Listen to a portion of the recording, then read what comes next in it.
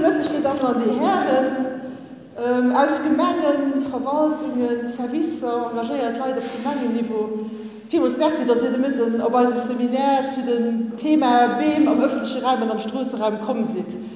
Ich will mal etwas Positives aufhängen. Sie haben wirklich keine einfache Zeit, meine verschiedene von uns sind noch ein bisschen nicht mehr gut drauf, wie sich verschiedene Sachen entwickeln. Ich muss aber sagen, stell dich für den Movement und den Öko-Center hätten diese Veranstaltung für 5 Jahre organisiert. Ich habe gesagt, weiß ich nicht, wie viele Leute hier gewesen wären. Ich weiß auch nicht, ob Kooperationen mit den Gemengen schon so reibungslos gelaufen wären. Heute sind wir zu 220 angemeldete Leute. Was seht ihr? Man bewegt sich etwas am Positiven. Yes, es geht viel rund, auch wenn es vielleicht nicht immer so an der Öffentlichkeit gesagt wird, dann die mir negativ Nachrichten zu dominieren. Dafür vielmals merci, dass ihr Lust habt, auf diesem Thema heute hier seht, wie es die positive Geist. Ich meine, die Movement Ökologie am Öko-Center Pafendal organisieren sind pro Jahr Veranstaltungen rund um die Thematik von Grenz- und unseren Ortschaften. Das mit der finanziellen Unterstützung vom Umweltministerium. Merci dafür. Natürlich aus den Gründen. Wir wissen, dass wir etwas machen müssen gegen die Erhitzung von unseren Ortschaften, was sich immer mehr zuspitzt als Problematik. Wem die Haut nicht gepflanzt geht, fehlen mehr. Wir müssen dringend Bäume pflanzen, für das an 20 Jahren auch fit sind, Energiemien. Wir sehen Bäume als elementares Element auf öffentlichen Plätzen, an der am Straßenraum, für mehr Lebensqualität, für auch eine andere Vue auf als Ortschaften, wo Grenz und Leid den Espacerem wie sich anholen am Platz vielleicht, also als Movement-Sicht und als Öko-Center-Sicht ein bisschen zu viel der Beton und auch vielleicht Auto. An mir meinen aber auch, und da gibt es viele Analysen, dass das aus sozialer und psychologischer Sicht ein immens wichtiges Element ist für das Wohlbefinden der Leute. Last but not least, sie eben ein Element von der Biodiversitätsschutz. Wohl wissen, dass eine Hauptchallenge an der Biodiversität am Offenland liegt. Also da ist auch immens wichtig, dass wir innerhalb von unseren Wirtschaften etwas machen. Im Kontext von dieser Kampagne sind schon ganz viele Sachen gelaufen. Ich will nun ein 3 Leute waren noch schon dabei. Wir haben schon ein Seminar gehabt mit dem Herrn Körber. Das ist auch ein Kollege, glaube ich, von unserem heutigen Referenten, der eher über die Sortenwahl von Bäumen gesprochen hat, zur Neupflanzung. Ein hervorragender Redner. Wir wurden da überrollt von Komplimenten. Er ist sehr einnehmend. Das Video können Sie immer auch noch angucken auf unserer Homepage. Wir hatten Sachen zum Thematik der Kiesgärten und so weiter. Alle diese Videos, das sind fast 10, über die Thematik Begrünung der Städte können Sie auch bei uns online einsehen auf unserer Homepage. Es ist positiv, dass auch die Thematik Eingang ins Regierungsprogramm gefunden hat. Ich nehme an, der Herr Umweltminister, danke, dass Sie hier heute da sind, wird auch mal ein paar Worte dazu sagen. Heute geht es nur um Bäume. Es geht nur um Bäume. Es geht darum, wie man sie pflanzen kann, welches die Voraussetzungen sind, Substrat, Wasserbewirtschaftung, wie eventuelle Konflikte bereinigt werden können mit bestehenden Leitungen, mit vielleicht auch Nutzungskonflikten, die immer wieder hervortreten. Wir hatten heute Morgen nur 3/4 Stunde eine kurze Besichtigung von einzelnen Plätzen. Da gibt es viel zu besprechen, Stichwort Knöller oder so, wie man solche Plätze doch grüner gestalten könnte. Was mir sehr wichtig ist, auch hervorzuheben, ich glaube, derzeit hat keiner der Wahrheit letzter Schluss, wie es angelegt werden soll. Es ist keine Gemeinde, die alles gut macht oder alles schlecht macht. Es ist kein Movement, der alles weiß, kein Öko-Center, sondern ich glaube, wir sind in einem Prozess. Er wurde vor einigen Jahren angestoßen, dass die Thematik Begrünung der Ortschaften einen anderen Stellenwert gekriegt hat. Und derzeit auch die Gemeinden, die nachher ihre Vorträge vorstellen wollen, wir tun unser Bestes. Aber wir müssen alle noch lernen, wo gibt es Probleme, die wir vielleicht nicht bedacht haben, wie gehen wir auch mit unterschiedlichen Interessen um, man muss das ja ehrlich sagen, die einen sind für Durchgrünung, die anderen sehen andere Prioritäten. Und ich glaube, diese Offenheit und Ehrlichkeit in dem Prozess müssen wir uns unbedingt zugestehen, um zu sagen, nee, es ist jetzt noch keiner perfekt, aber wir haben alle Lust, uns auf den Weg zu begehen, es in Zukunft noch schöner zu machen und das anzugehen. Ich möchte mich dann noch sehr herzlich bedanken, nochmal beim Umweltministerium für die Unterstützung bei der Stadt Luxemburg, die uns den Saal und auch nachher den biologischen Wein zur Verfügung gestellt hat. Herzlichen Dank. Und auch an den teilnehmenden Gemeinden sowie an das Transport- und Mobilitätsministerium für die gute Zusammenarbeit und dass es so problemlos möglich war, dass die Zusage auch kam für die Vorträge. Madame Backes hat sich auch entschuldigt, weil sie heute im Ausland ist. Ansonsten wäre sie wohl auch hier gewesen. So, dann würden wir loslegen. Ich hoffe, dass der Output heute ist, dass ein anregender Austausch stattfindet, vielleicht auch ein Guide entwickelt wird für die Gemeinden mit Leitlinien, worauf soll man achten, wie ist die Gesetzgebung, dass jeder was in der Hand hat und vielleicht auch ein fortführender Austausch zwischen Teilnehmerinnen. Ich wollte auch sagen, dass heute alles aufgenommen wird, also Video, das dann auch in einigen Tagen online einsehbar ist. Das heißt, gucken Sie lieb, also ich glaube, die Kameras sind zwar hergerichtet, aber nur als Blödelei. Und auch der Samuel Dickes, ein Kollege vom Mouvement, macht das auch ehrenamtlich. Auch danke an Samuel, dass er bereit ist, Urlaub zu nehmen, um hier zu arbeiten. So, dann geht das los. Der erste Redner, Hauptredner muss man sagen, ist Diplom-Ingenieur Thomas Roth. Wir hatten schon mehrere Zoom-Austausche. Thomas Roth ist Landschaftsplaner und Gartengestalter in Wien. Wien ist ja auf verschiedenen Ebenen für uns schon gut unterwegs. Und Thomas forscht seit über 10 Jahren darüber, wie die Durchgrünung der Städte durch Bäume gelingen kann in Zeiten des Klimawandels und hat auch praktische Erfahrungen. Und kennt auch scheinbar Luxemburger Kollegen, haben wir mitgekriegt. Wir freuen uns sehr auf seinen Vortrag, der den Hauptteil einnehmen wird. Dann haben wir eine kurze Pause. Dann haben wir Verständnisfragen, pardon. Nur Verständnisfragen. Ich bin da auch sehr streng. Nur Verständnisfragen.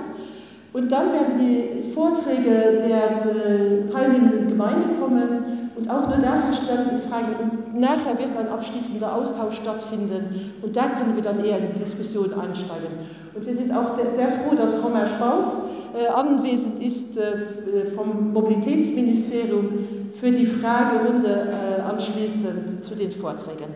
Das wäre es. Dann würden wir noch dem neuen Umweltminister das Wort geben, ob er einführende Worte sagen möchte. Und auf eine gute Veranstaltung. Herzlichen Dank.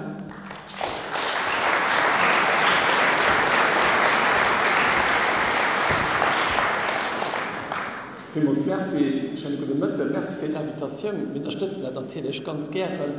Und das ist so schön, wenn all die Leute hier reinkommen, sind schon impressioniert. Ich brauche dann auch keine von euch zu so, wie wichtig BEM sind, BEM allgemein mit ganz besonders natürlich, und dass wir heute auch das Sujet BEM zu integrieren an den urbanen Raum, den urbanisierten Raum.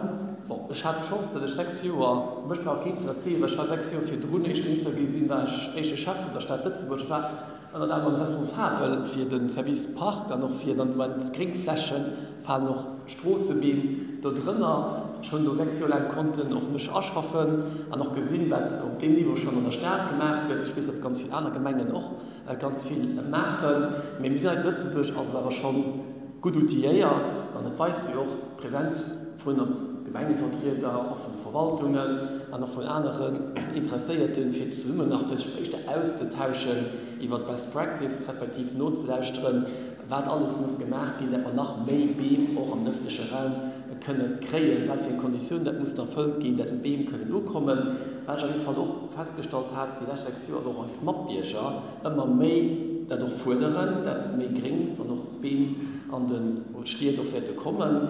Mehr war dann gleichzeitig auch noch eine Herausforderung, auch zu erklären, was dafür gebraucht wird, dass man eben noch BEM am öffentlichen Raum können wirklich auf die Konditionen, die müssen erfüllt gehen, und da der BEM aber auch ein Lehrwesen ist, den eben noch verschiedene Materialzeiten sich verändert, weil da sind Reklamationen kommen, dass man BEM gemacht hat, wo Fristen drohen, da fahren sie am Hirsch drauf, respektive Blätter, und man sich aufgeregt drüber, dann du drüber raus, wenn du ausrutscht gerne darüber, oder dass der Knasch produziert, oder mit den Pollen natürlich, die auch am Frühjahr entstehen, das ist ein bisschen verloren gegangen, heißt du, weil verschiedene von unseren Mappbücher, was für eine Bahn eben über die Saison, über die Jahre gesehen, die noch von Veränderungen machen möchte, an den natürlich auch muss Respekt dafür drin haben, dass das nicht einfach so kann Beim beschädigen, beim einfach verletzen. Das alles, das sind noch eine Stress, von dem wir müssen umgehen. Und dafür sind wir eben noch gespannt, ob dann ein Fachseminar, Fachinput, respektive halt auch dann zu lauschen, was die Erfahrungen sind von Gemeinden, respektive von Point Chaussee, wie schon viel gerne geht, für mehr Beamer als öffentlichen Raum zu kreieren, respektive hat in Zukunft noch mehr muss gemacht werden. Das Ministerium unterstützt das, die Regierung schon viel tun, wird das unterstützt, die Regierung wird das weiter unterstützen. Da geht auf der einen Seite natürlich den Naturpakt, auch mit den Gemeinden, wo Menschen 86 Gemeinden mitmachen. Da sollen noch die Mesuren auch für die Beams unterstützen, nach mehr ausgebaut gehen, dass das nach mehr unterstützt wird, nach mehr valorisiert wird, was durch die Projekte gehen, Appell mehr Naturen als steht an Dörfer, wo die Gemeinden noch konnten Projekte rausschicken für mehr Begrenzung, für Plätze mehr gering zu machen. Auch das wird weiter natürlich gefordert gehen.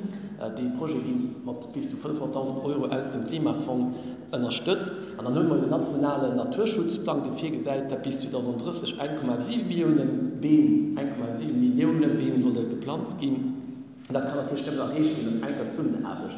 Man hat auf einer Seite die Gemeinden und auf der anderen Seite natürlich auch den einzelnen Verwaltungen, staatliche Verwaltungen und Privatakteuren, für das wir mehr Bienen organisieren, öffentliche Raum kreieren und wir da auch insgesamt können natürlich dazu beitragen, Klimaanpassung, wie auch allgemein aus der Bahn, manchmal die faszinierendste für mich, die faszinierendste Literatur wird gut, und tut es so viel Plüver wird für uns alle Guten, dass die Menschen sich kein kann vorstellen, aber das brauchen wir. Es gibt Hashtag-Kontranten, es gibt verschiedene andere Aspekte, die müssen zusammen angepackt werden, für das zu lesen, dann nach mir Beamer lesen. Tierfall und er steht kreieren und du willst aus ein ganz gute Initiative, die Movement Ökologie geholt wird, für die Leute zusammenzubringen, fertig könnt austauschen, dann könnt Informationen noch weiter kriegen, das gemacht wird an anderen steht und im Ausland. Also sind schon ganz gespannt, ich kann nicht gerade bis zum Schluss bleiben. Ich stelle aber gerne Umwelt Rot, also als Asian Organisation, also ich große Merci.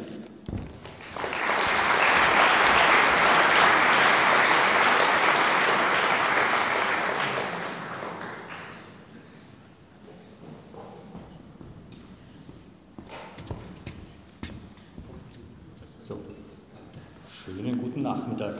Mein Luxemburgerisch ist nicht so ausgezeichnet, das heißt, ich werde diesen Vortrag auf Wienerisch halten. Nein, tue ich nicht. Ich rede einfach auf Deutsch. Ich hoffe, Sie verstehen mich soweit.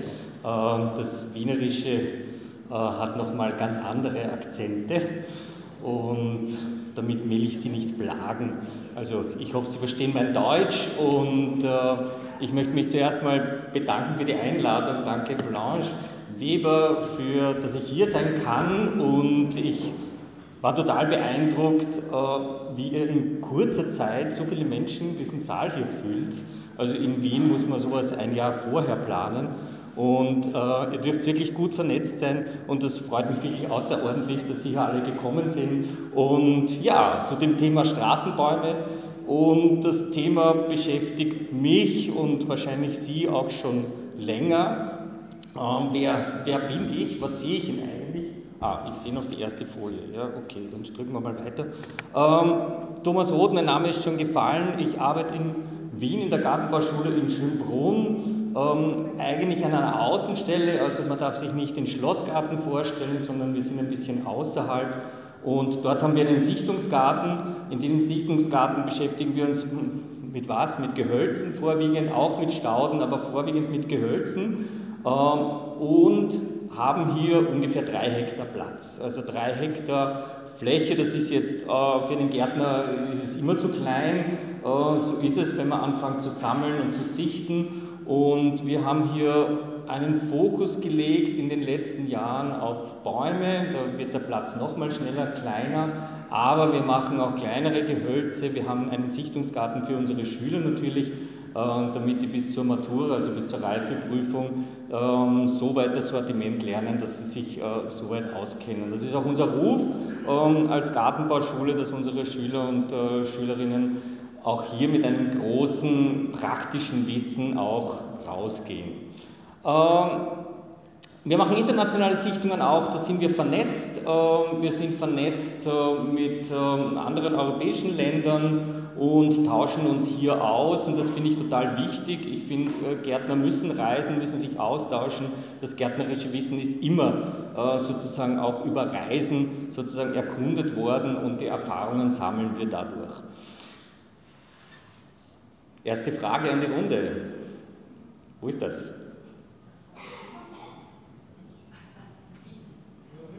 Ja, Wien hat auch mal so ausgeschaut. Nicht ganz. Jetzt wird man es vielleicht schon fast erkennen. Amsterdam. Noch nicht so lange her. Wo ist das? Jetzt wird es näher für mich. Das ist in Wien. Das ist die Marilferstraße, so wie ich sie als Kind noch kennengelernt habe. Und die hat sich ein bisschen verändert. Das heißt, der Straßenraum ist ein völlig anderer geworden, obwohl der Querschnitt noch immer dasselbe ist. Wir haben einen Baumkataster in Wien, aus dem ist abzulesen, dass diese Baumarten 1985 gepflanzt worden sind Cleditien.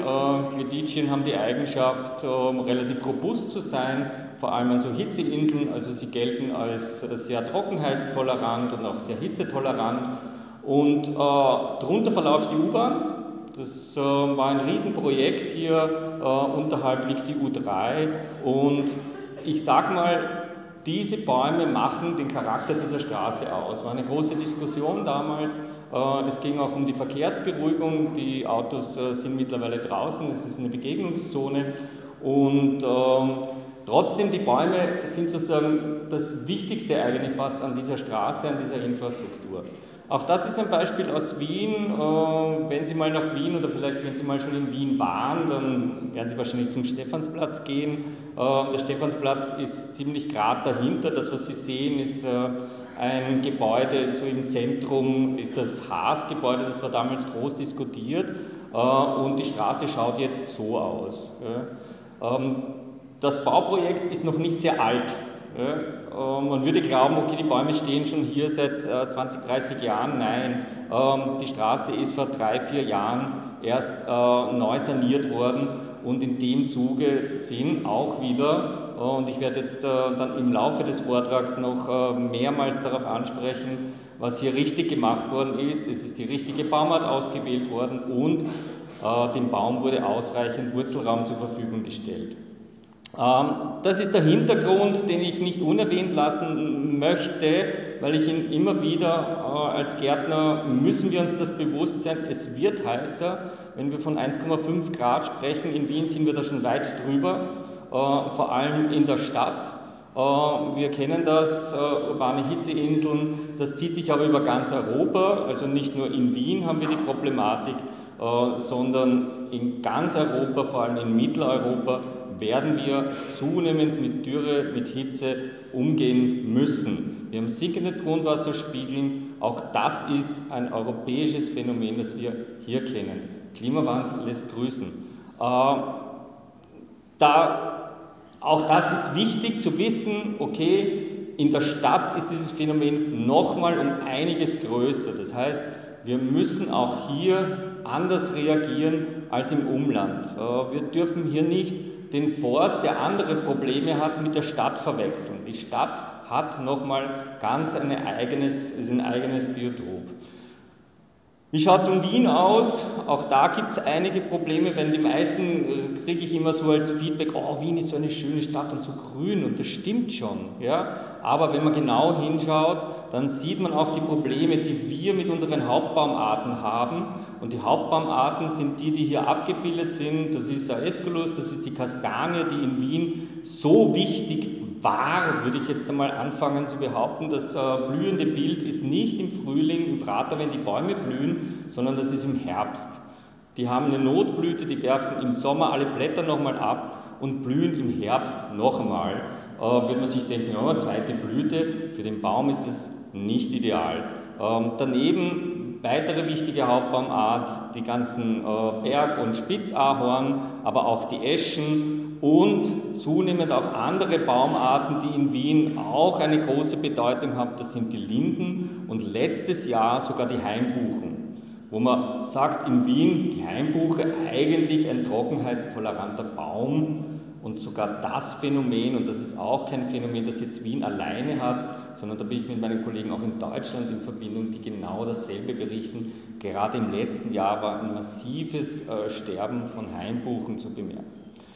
In Wien schaut es so aus, es ist zwar nicht ganz aktuell, aber zumindest aus dem Jahre 2016, es hat sich schon ein bisschen was getan, dass wir hier 3 oder besser gesagt 4 Hauptbaumarten haben und genau die sind es auch, die unsere Probleme machen.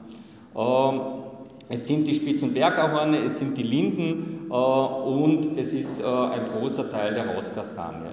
Warum ist es so? Die Straßen haben erstens zu wenig Wurzelraum, zweitens heizen sie sich massiv auf, unsere Baumarten, unsere heimischen Baumarten sind dafür nicht gerüstet, aber, und das ist wichtig, das Bild rechts unten, oder ist das rechts für Sie? Ja, das ist rechts für Sie, rechts unten, das Bild darüber, das finde ich sehr wichtig im Vergleich.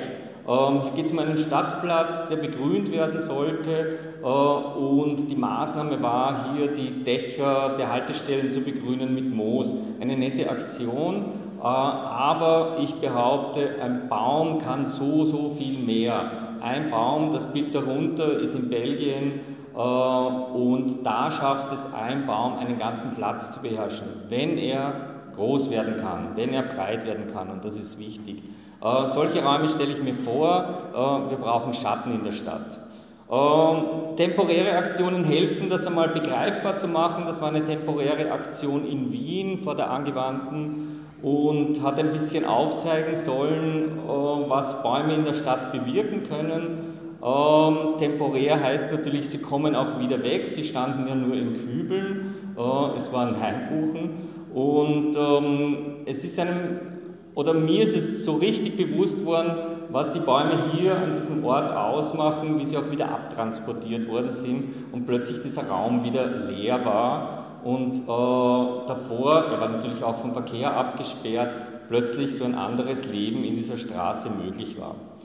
Die Lösung mit Töpfen, weil das große Thema ist und ich werde jetzt auf bautechnische Dinge jetzt dezidiert eingehen, sind für mich nicht Lösungen im Topf. Das kann vielleicht auf einem oder anderen Platz die einzige Lösung sein, weil man gar nicht eingreifen will. Wir haben mit Kollegen von der BOKU, von der Universität in Wien, die so ein Projekt angehen. Sie nennen das Street Tree. Ich bin da sehr vorsichtig. Mein Ziel ist eigentlich, Wurzelraum zu schaffen. Das Bild kennen Sie, habe ich heute noch am Vormittag mit der Blanche Weber gemeinsam unterwegs gewesen. Das ist jetzt keine Kritik, so geht es nicht, aber ich denke mir, wir müssen weiterdenken, wir müssen größer denken. Größer denken heißt auch, den Wurzelraum mit zu überlegen und mit zu planen. Wir brauchen für großkronige Bäume entsprechenden Wurzelraum. Die Skizze stammt aus der FLL, eine deutsche Richtlinie, und war so für uns der Aufhänger, hier daran zu denken, dass großkronige Bäume auch das Pendant im Straßenraum, im Wurzelraum brauchen. Das Bild des Parkplatzes können wir an zig Parkplätzen machen, das hat uns so ein Kollege aus Schweden zugeschickt, aber ich habe kein besseres noch gefunden. Ich versuche immer ein besseres zu machen. Ich nehme trotzdem immer noch dieses Bild her, weil es schön zeigt, was Wurzelraum ausmacht. Alle Bäume, die Sie hier sehen, alle Bäume wurden zur selben Zeit gepflanzt. Was sehen wir? Die Bäume am Rand sind wesentlich größer. Ich spreche jetzt nicht von der Baumartenwahl, ob die ideal war oder nicht. Das ist eine andere Diskussion. Aber was wir sehen, was Wurzelraum ausmacht, die Randbäume hatten mehr zur Verfügung, das ist eindeutig zu sehen. Die Bäume im Zentrum hatten einfach weniger und sind dementsprechend nicht oder kaum gewachsen. Dieser fehlende Wurzelraum hat massive Auswirkungen verursacht Schäden. Das verhindert, dass die Bäume groß werden können und alt werden können. Und das ist ja eigentlich so das Ziel. Ein Baum nach 15, 20 Jahren fängt ja erst an, so richtig ökologisch zu wirken. Und das ist, wo wir sagen, da müssen wir hinkommen, dass unsere Bäume auch wieder wirklich alt werden können. Bäume haben trotzdem überlebt in der Straße. sind auch groß geworden, aber wenn man jetzt anfängt, Straßen zu sanieren, erkennt man, dass Bäume deswegen überlebt haben, weil sie gewisse Leitungen rausgelegt haben. An den Pfeilen erkennen Sie, das sind die Hauptwurzeln. Der Baum ist rundum abgegraben worden.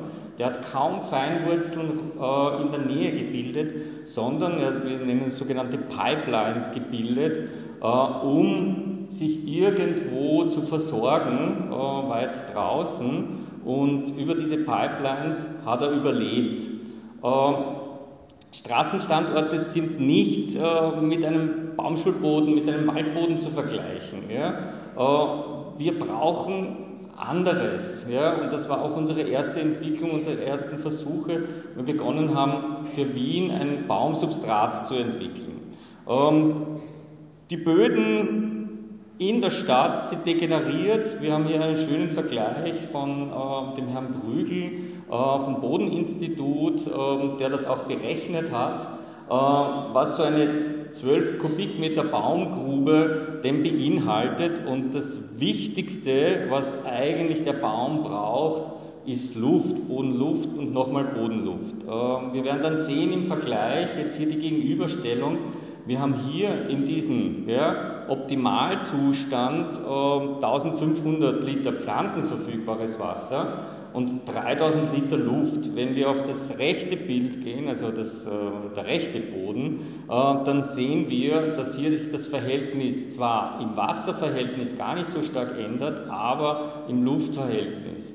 Und wir plötzlich so viel weniger Luftporen in diesem Boden haben und das ist ausschlaggebend für das Überleben der Bäume.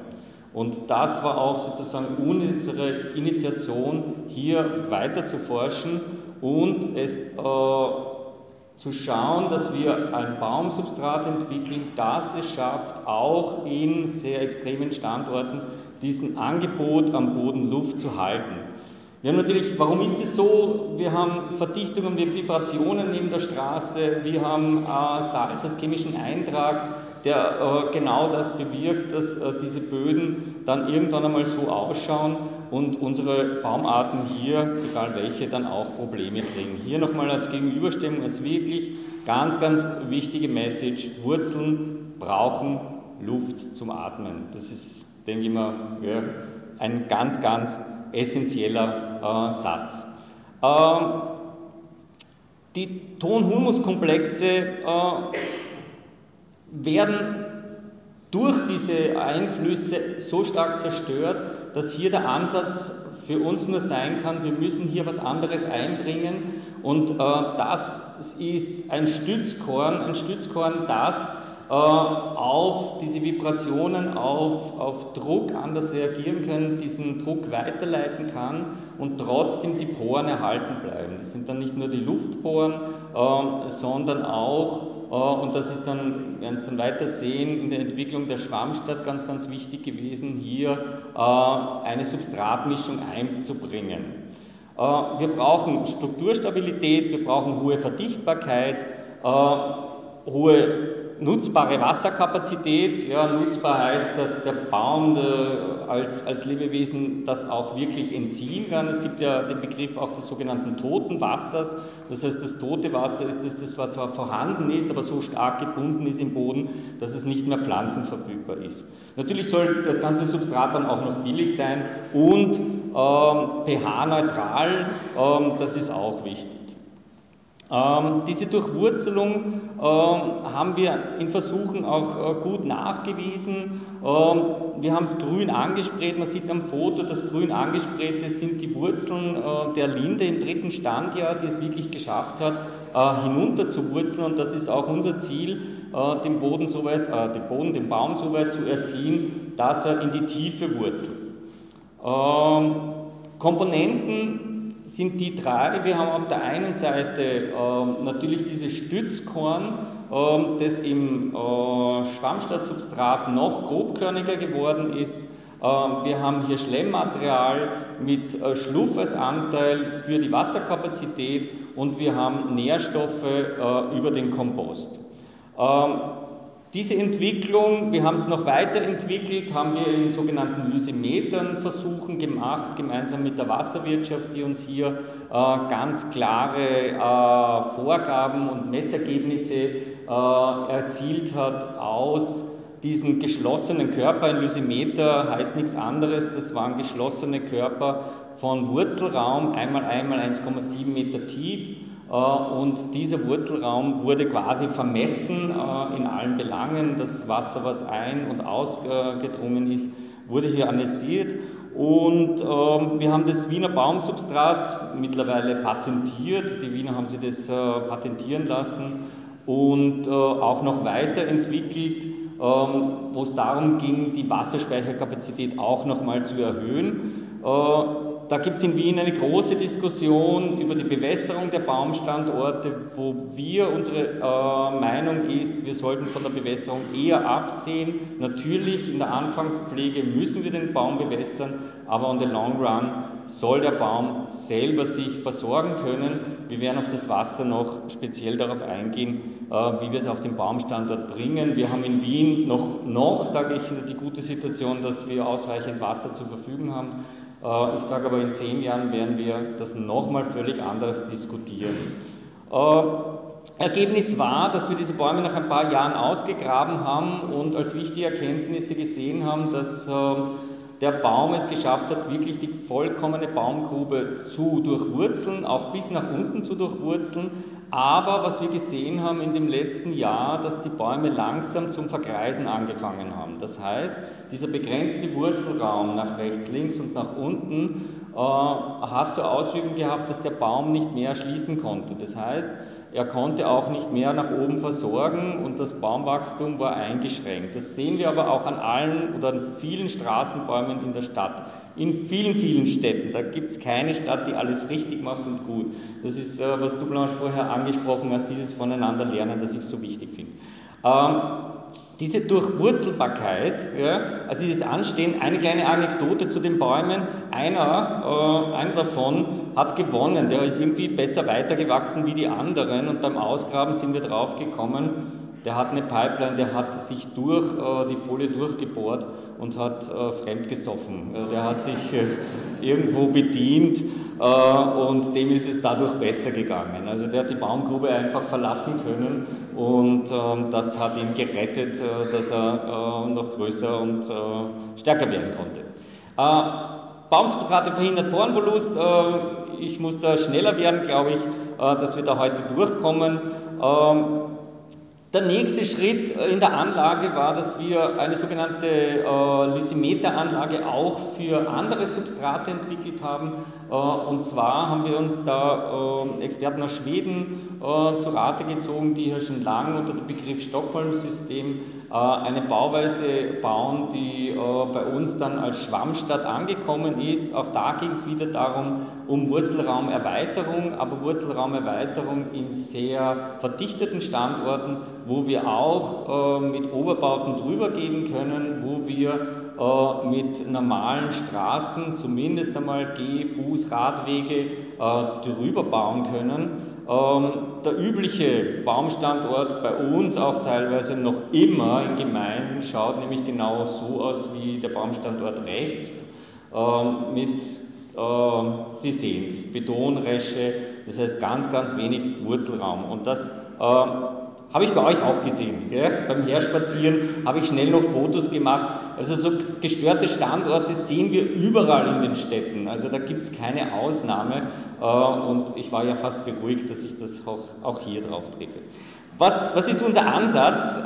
Unser Ansatz ist hier, wenn wir von Schwammstadt für Stadtbäume, das ist uns wichtig, es geht nicht nur um jetzt einen Retentionsraum zu schaffen, das heißt Wasser möglichst in der Stadt zu halten, sondern dieses Wasser zu nutzen für einen Baumstandort, damit der Baum groß und möglichst breitkronig beschatten kann. Das Bäume können, möchte ich gar nicht hier jetzt länger ausführen, ich denke mal, das ist bekannt.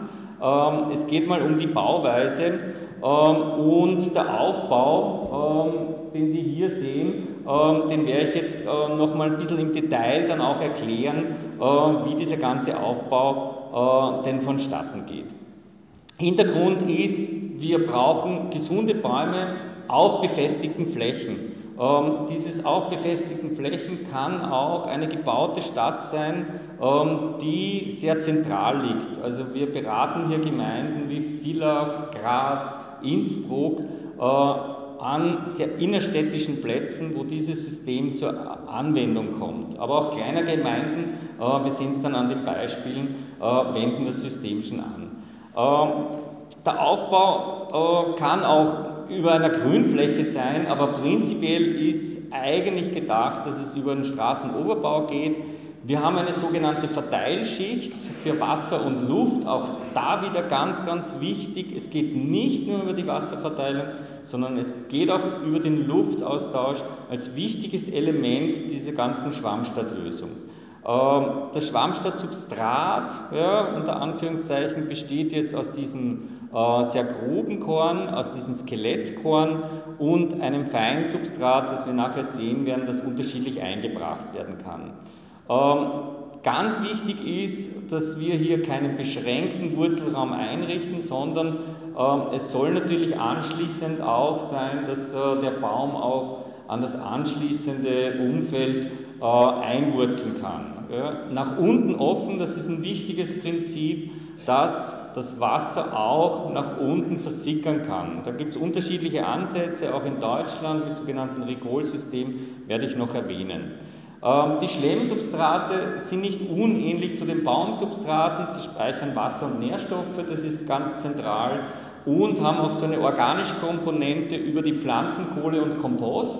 Die Pflanzenkohle ist für uns so dieser Langzeitspeicher, der aufgeladen wird über den Kompost. Es gibt in Wien hier einen tollen Anbieter, der sich hier spezialisiert hat, also in Wien, er ist im Umland von Wien südlich und hat hier eine Pflanzenkohlanlage errichtet und mischt hier für uns dieses Einschlemmmaterial. Das Stützkorn verteilt die Verkehrslast.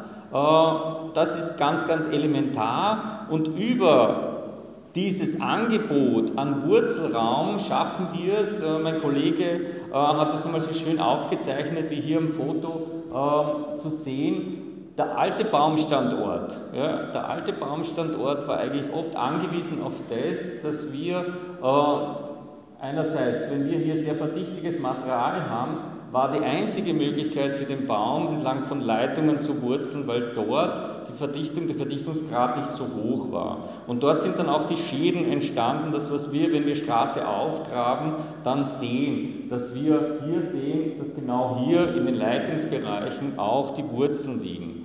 Unser Ansatz ist, wenn wir den Wurzelraum so weit erweitern, dass der Baum alles durchwurzeln kann, ist er ja nicht mehr angewiesen darauf.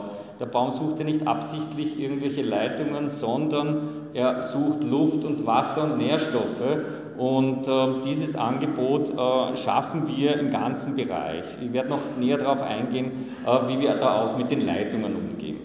Nochmal hier vom Aufbau her, wir haben eben diese Lastübertragung über den Grobschlag, wir haben die Hohlräume, die ganz, ganz wichtig sind. In diese Hohlräume wird einerseits Sand, Schluff, Dünger, Kompost eingeschlemmt und die Biokohle als Langzeitspeicher, damit wir auch nach längerer Zeit noch hier Nährstoffe zur Verfügung haben.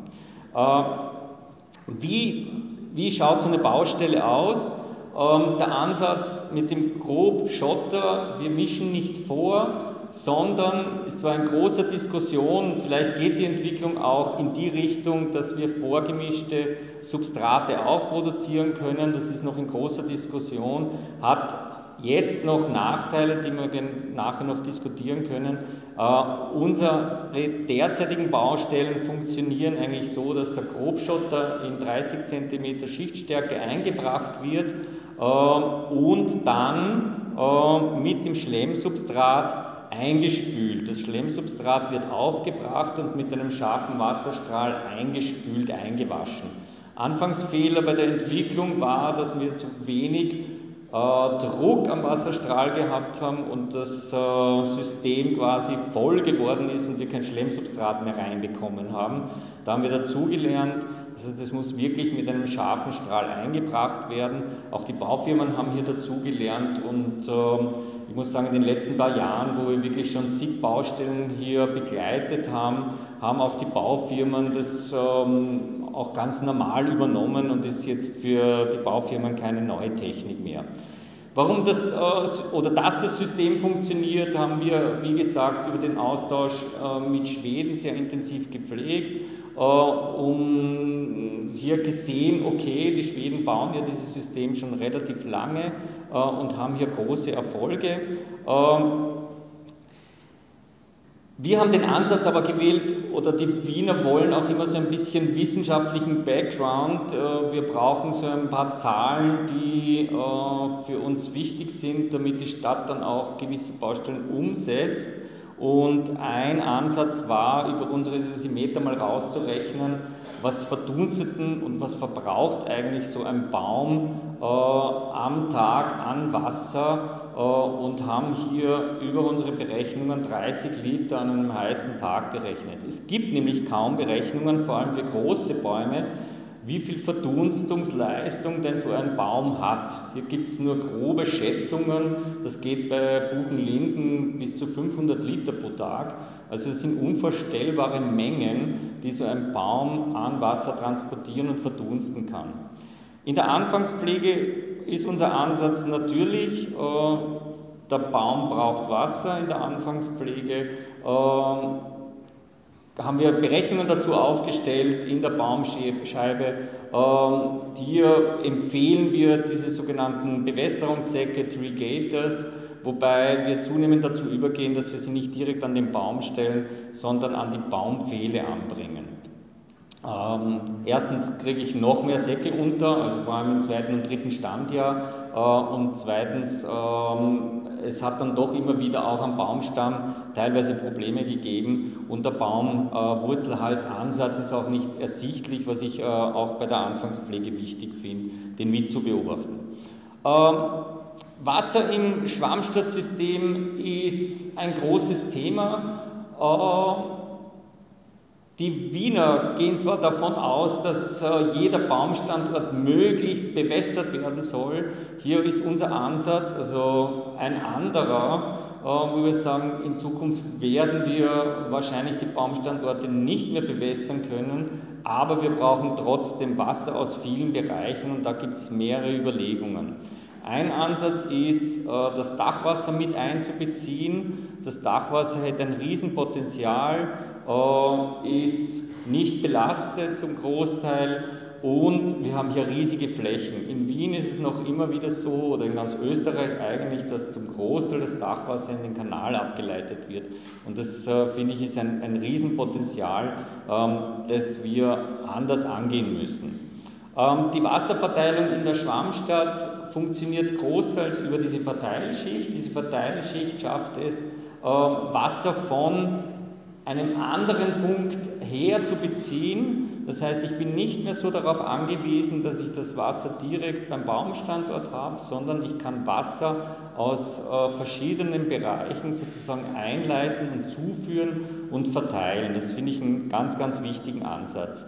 Hier nochmal zur Begriffsklärung, weil hier immer unterschiedliche Begriffe auch im Raum schweben.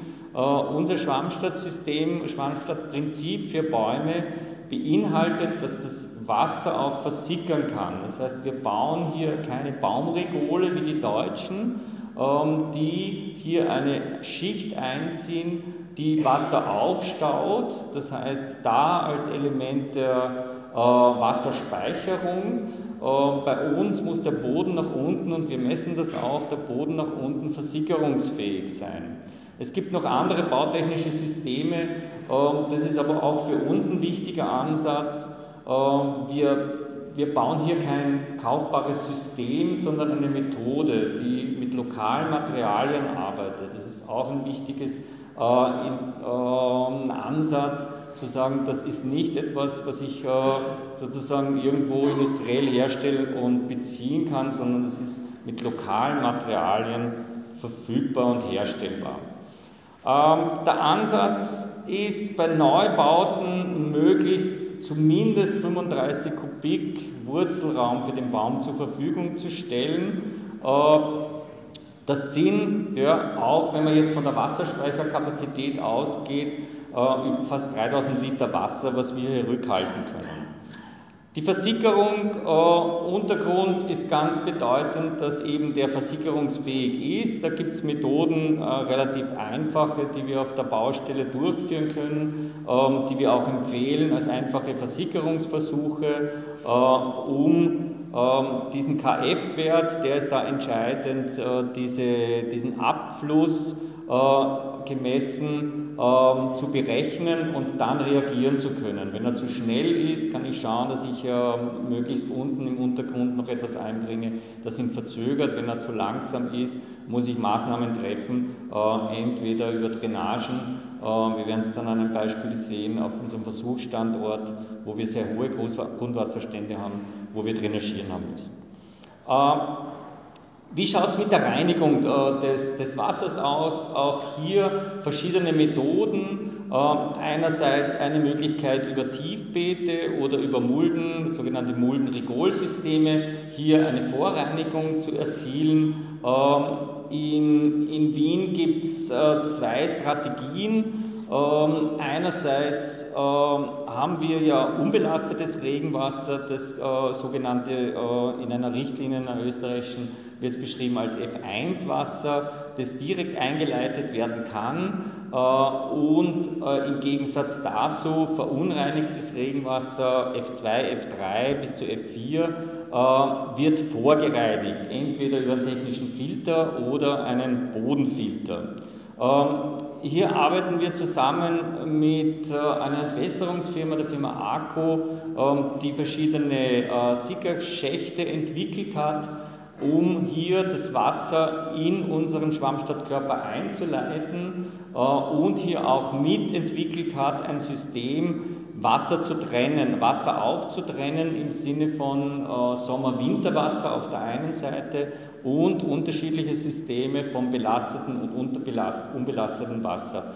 Das heißt, wir haben auch als Notfall immer den Anschluss auch für den Kanal mitgedacht. Ja? Aber vorab, das Wasser sollte eigentlich, das Regenwasser sollte möglichst den Bäumen zur Verfügung stehen.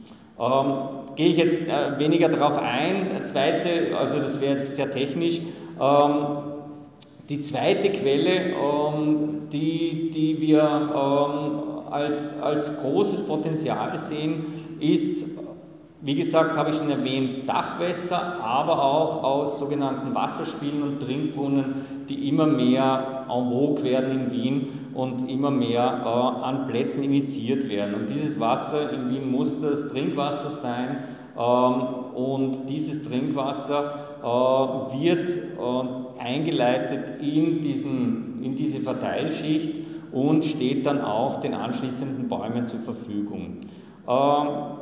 Über Verteilschächte schaffen wir es großflächig, das in diesen verschiedenen Baumstandorten zu verteilen. Das Gute ist, wir haben eine zeitliche Übereinstimmung, dann wenn es heiß ist, dann werden die Wasserspiele viel benutzt, dann haben wir auch höhere Verdunstungsleistungen, wenn der Baum ausreichend Wasser zur Verfügung hat. Und im Winter ist das System gesperrt. Also von dem her passt das zeitlich eigentlich perfekt, das Wasserspiel in unsere Schwammstadtlösungen. Hier ein paar Beispiele, Planungsbeispiele, dass wir auch unterschiedliche einzelne Regionen bespielen können. Als Planungsidee hier, der Schwammstadtkörper muss hier nicht in einem durchgebaut werden, sondern kann einzelne Bereiche beinhalten. Das sind die einzelnen Nummern, die Sie hier sehen. Und die Versorgung funktioniert über verschiedene Leitungen von dem Wasserspiel weg und kann hier auch verschiedene Schwammstadtkörper direkt ansteuern. Wasserspiel hat einen großen Vorteil, es ist ohne Salzbelastung. Die Trennung kann noch die Höhenausmittlung erfolgen. Wir haben normale Baumstandorte, die abgegrenzt sind, wenn dieser im Winter dann doch gestreut wird an solchen Plätzen. Wir hatten zum Beispiel den Platz davor am Ionen-Nepomuk Vogelplatz, hatten wir das Glück, dass dieser ganze Platz im Winter keine Winterbetreuung hat. Das ist natürlich ein Idealzustand, aber das haben wir nicht überall. Ich komme auf die Salzproblematik dann noch zu reden. Wie verteilen wir das Wasser? Einerseits Verteilung über Vollrohre, wenn wir sozusagen nicht in der Verteilungsschicht sind. In der Verteilungsschicht arbeiten wir mit Drainagerohren, nach unten aber geschlossenen Drainagerohren, die eben verlegt sind, aufstauen und möglichst das Wasser gleichmäßig verteilen. War auch ein Anfangfehler, den wir gemacht haben. Wenn wir mit Vollsickerrohren arbeiten, ist oft die Problematik, dass das meiste Wasser am Anfang der Sickerrohre versickert und nicht über die ganze Verteilschicht, über die ganze Ebene sozusagen gesplittet wird. Und deswegen dieser Ansatz über die Halbsicker-, Teilsickerrohre hier eine gleichmäßige Verteilung zu erzielen. Belüftungsschächte und Kontrollschächte sind ganz, ganz wichtig, dass wenn wir hier einen Eintrag haben, wenn wir was eingespült haben, hier Kontrolle darüber über das System zu haben. Und die Verteilung, das ist jetzt ein Beispiel vom Praterstern, ein großer Platz in Wien, wo die Verteilung dann sehr ausgeklügelt über die verschiedenen Bereiche funktioniert mit den vor eben analysierten verschiedenen Rohrsystemen. Wie geht man mit Oberflächengefälle um? Auch das ist natürlich ein Thema. Wir können einerseits diese Verteilschicht, wenn die Differenzen relativ gering sind, über eine keilförmige Ausbildung machen. Das heißt, die Verteilschicht ist an einer Stelle etwas dicker, an der anderen Stelle an tieferen gelegen läuft sie sozusagen aus. Oder wir machen eine sogenannte Kaskadenlösung und trennen die verschiedenen Bereiche auf. Wichtig ist aber, dass die Verteilschicht muss eben sein, weil wir sonst nicht die gleichmäßige Verteilung über den ganzen Schwammstandkörper erzielen. Bei Längsgefällen kann man so damit arbeiten, dass man sogenannte Kaskaden errichtet, das heißt über die verschiedenen Ebenen versucht, das aufzuteilen, aufzugliedern und so wieder es schafft, wirklich alle Baumstandorte gleichmäßig anzusteuern. Kommen wir zur Salzbelastung. Salzbelastung ist ein Thema in ganz Europa. Die Wiener sind überhaupt Meister im Salzstreuen. Ich weiß nicht, wie es in Luxemburg ist, aber das Sicherheitsthema geht in Wien vor und es wird meiner Meinung nach immer zu viel gestreut. Ein wichtiger Punkt am Anfang: Salz ist zum Glück sehr leicht auswaschbar. Das heißt, Salz auszuwaschen heißt, möglichst viel Wasser ins System zu bringen. Salz ist sehr schnell transportierbar. 50 Liter pro Quadratmeter sind notwendig, um die meisten Salze aus dem Boden rauszuwaschen. Also das als Grundaussage. Die Schädigung der Bäume sehen wir. Wenn bei der Kastanie es immer heißt, oh, die Miniermotte hat unsere Kastanien so geschädigt, ist es nicht nur die Miniermotte, sondern vielmehr die Salzbelastung, die nochmal ihr Übliches tut. In Wien haben wir ein duales System entwickelt, das einerseits im Winter das salzbelastete Wasser in einem Mischwasserkanal trennt und vorfiltert, oder anderes System, dass wir überhaupt das Winterwasser wegschalten können. Da war noch eine große Diskussion in Wien, weil das natürlich ein zusätzlicher Arbeitsschritt ist, wenn wir hier mit Schiebern arbeiten. Das Wiener duale System sieht vor, dass das Wasser vorgereinigt wird in diesem Absatzbecken. Meine Kritik daran ist, dass eigentlich dann aber auch relativ wenig bei stärkeren Regenfällen ja, aber bei Kleinstniederschlägen fast nichts im System ankommt. Diese Auftrennung habe ich ja vorher auch schon über die verschiedenen Einleitungssysteme kurz angesprochen. Hier ein Beispiel aus Graz. Zwei Systeme, auf der einen Seite das Straßenwasser, F2, F3-Wasser, das hier vorgereinigt wird. Sie sehen es hier, der Kanalanschluss geht in dieses Tiefbeet rein, entwässert über dieses Tiefbeet und hat den Anschluss drunter an den Schwammstandkörper. Vom Gehsteig aus gesehen kann das Wasser, wenn es unbelastet ist, direkt in den Schwammstadtkörper eingeleitet werden und mit Umschaltsystemen im Winter, wenn Salz belastet ist, dass es gar nicht im Schwammstadtkörper ankommt. Diese Umschaltung wird natürlich diskutiert, weil es für die Kommunen wieder ein zusätzlicher Arbeitsschritt ist. Auf der anderen Seite meine Diskussion oder mein Ansatz ist, ja, aber auch der Kanal muss, die meisten haben einen Schlammfang, der muss auch gereinigt werden. In diesem Sinne müssen diese Systeme natürlich kontrolliert werden und da ist so ein zusätzlicher Arbeitsschritt eigentlich, ja, ich rede mir es leicht, aber eigentlich machbar, sagen wir mal so.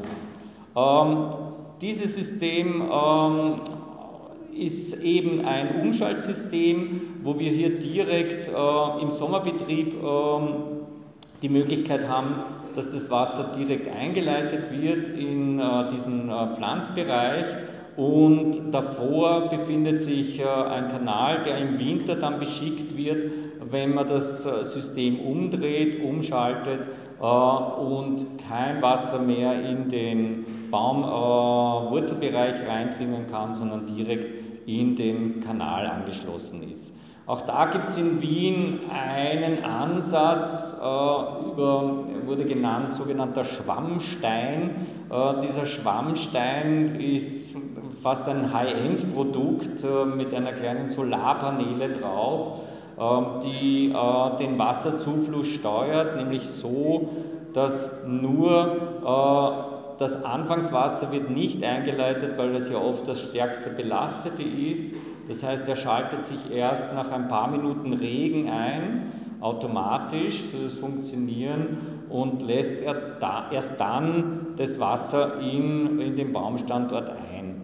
Meine Kritik dran, und ich beobachte das System, weil es zufällig an meinem Fahrradweg liegt in die Schule, und meine Kritik ist dran, dass ich nicht vermute, dass dieses System, das relativ aufwendig ist, technisch auch aufwendig, wirklich es schafft, genügend Wasser in das System reinzuspielen. Wie Sie sehen, also das Foto habe ich im Herbst gemacht, wenn die Blätter fallen. Das heißt, es verlegt sich relativ schnell. Auch das ist pflegeanfällig.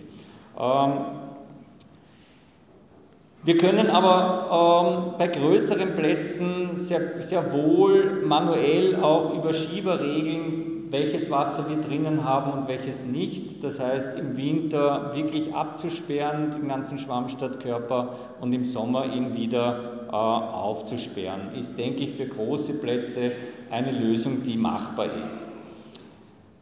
Bei der Einleitung des Oberflächenwassers in den Schwammstadtkörper haben meine Planungskollegen Firma 3:0 mit der Firma ACO gemeinsam ein Einlaufgitter entwickelt, um auch nach oben eine Symbolik zu haben. Dieses Wasser kommt den Bäumen zugute, die Optik war so Blättern nachempfunden. Das ist ganz, ganz wichtig, auch diese Informationen zu transportieren und zu sagen, dieses Wasser sollte möglichst unbelastet sein, dass nicht hier die Versuchung besteht, hier belastetes Wasser hier reinzugießen. Ich denke nur dran, wenn Öle und Fette oder sonstiges hier in das System eingeschleust werden. Das ist natürlich eine Problematik. Und deswegen war es uns wichtig, das auch nach oben hin sichtbar zu machen. Es steht auch Schwammstadt auf diesem Gitter drauf, und von der Symbolik klar zu machen, da unten leben unsere Bäume, der Wurzelbereich ist ganz, ganz elementar. Du schreist mir nicht zeitmäßig. Ein bisschen habe ich noch, oder? Ja, gut. Ich möchte noch ein bisschen aufs Substrat zu sprechen kommen, noch ein paar Details, die jetzt so aus der Planungspraxis erfahrungsgemäß schiefgehen können. Wir bauen ja hier sehr grobes Material in den Schwammstadtkörper ein. Das sind Kantkörner von 90 bis 150 mm, also wirklich sehr grobes Steinmaterial. Das muss, und da sprechen wir, schönen Dank. Da sprechen wir von sogenannten Unterkorn. Unterkorn soll da drinnen nicht sein, das heißt feineres Körnmaterial, das es verhindert, hier unser Einschlemmmaterial einzubringen. Wenn zu viel Unterkorn, zu viel kleineres Korngemisch hier nochmal drunter ist, haben wir die Problematik, dass wir den Hohlraum, der so wichtig ist, verlieren. Also das ist ganz, ganz wichtig, damit dieses Einschlemmen auch funktioniert.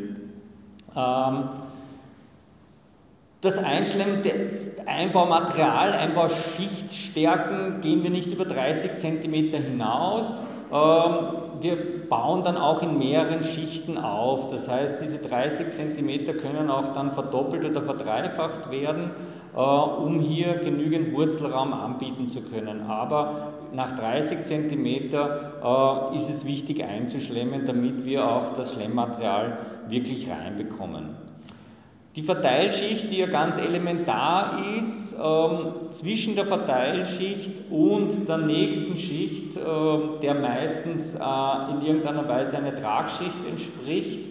Man kann einerseits Korn abgestuft arbeiten, das würde aber den ganzen Aufbau erhöhen, oder, und das ist die einzige Schicht, wo wir ein Vlies empfehlen, ein Vlies einzuziehen und darüber den ganzen Bodenaufbau zu bewerkstelligen. Von der Tragfähigkeit muss in der Verteilschicht schon so eine Tragfähigkeit vorhanden sein, wie es im Unterbau vorhanden sein sollte, damit wir hier auch ausreichende Tragfähigkeit herstellen können. Das ist wichtig.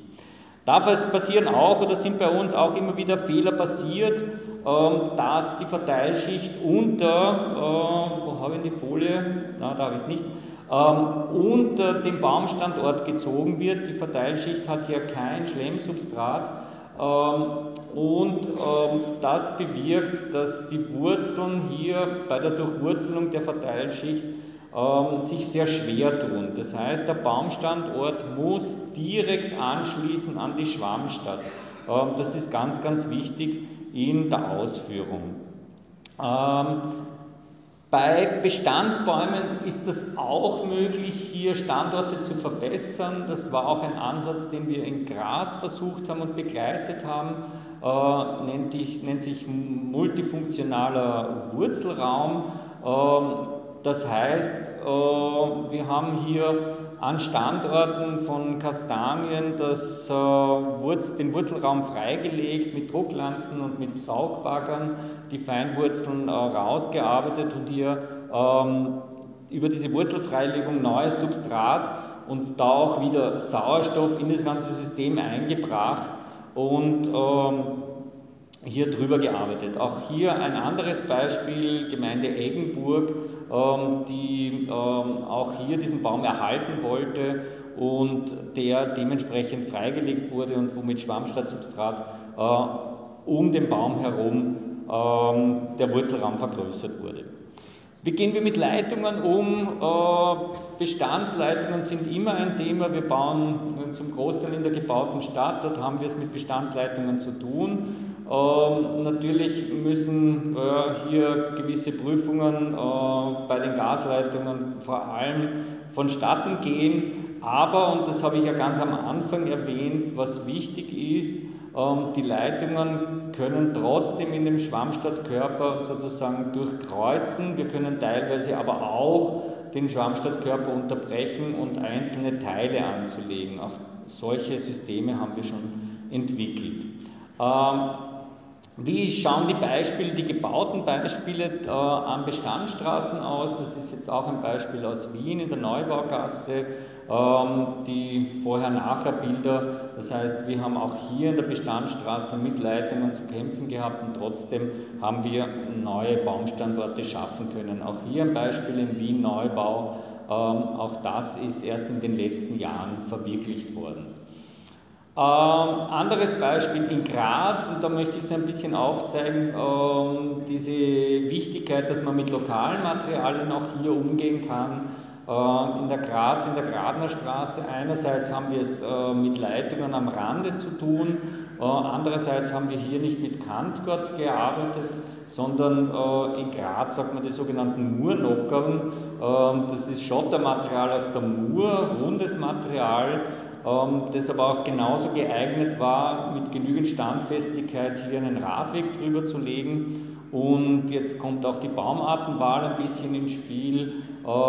Hier wurde die ganze Allee mit Alnus späte, mit der Purpurerle bepflanzt.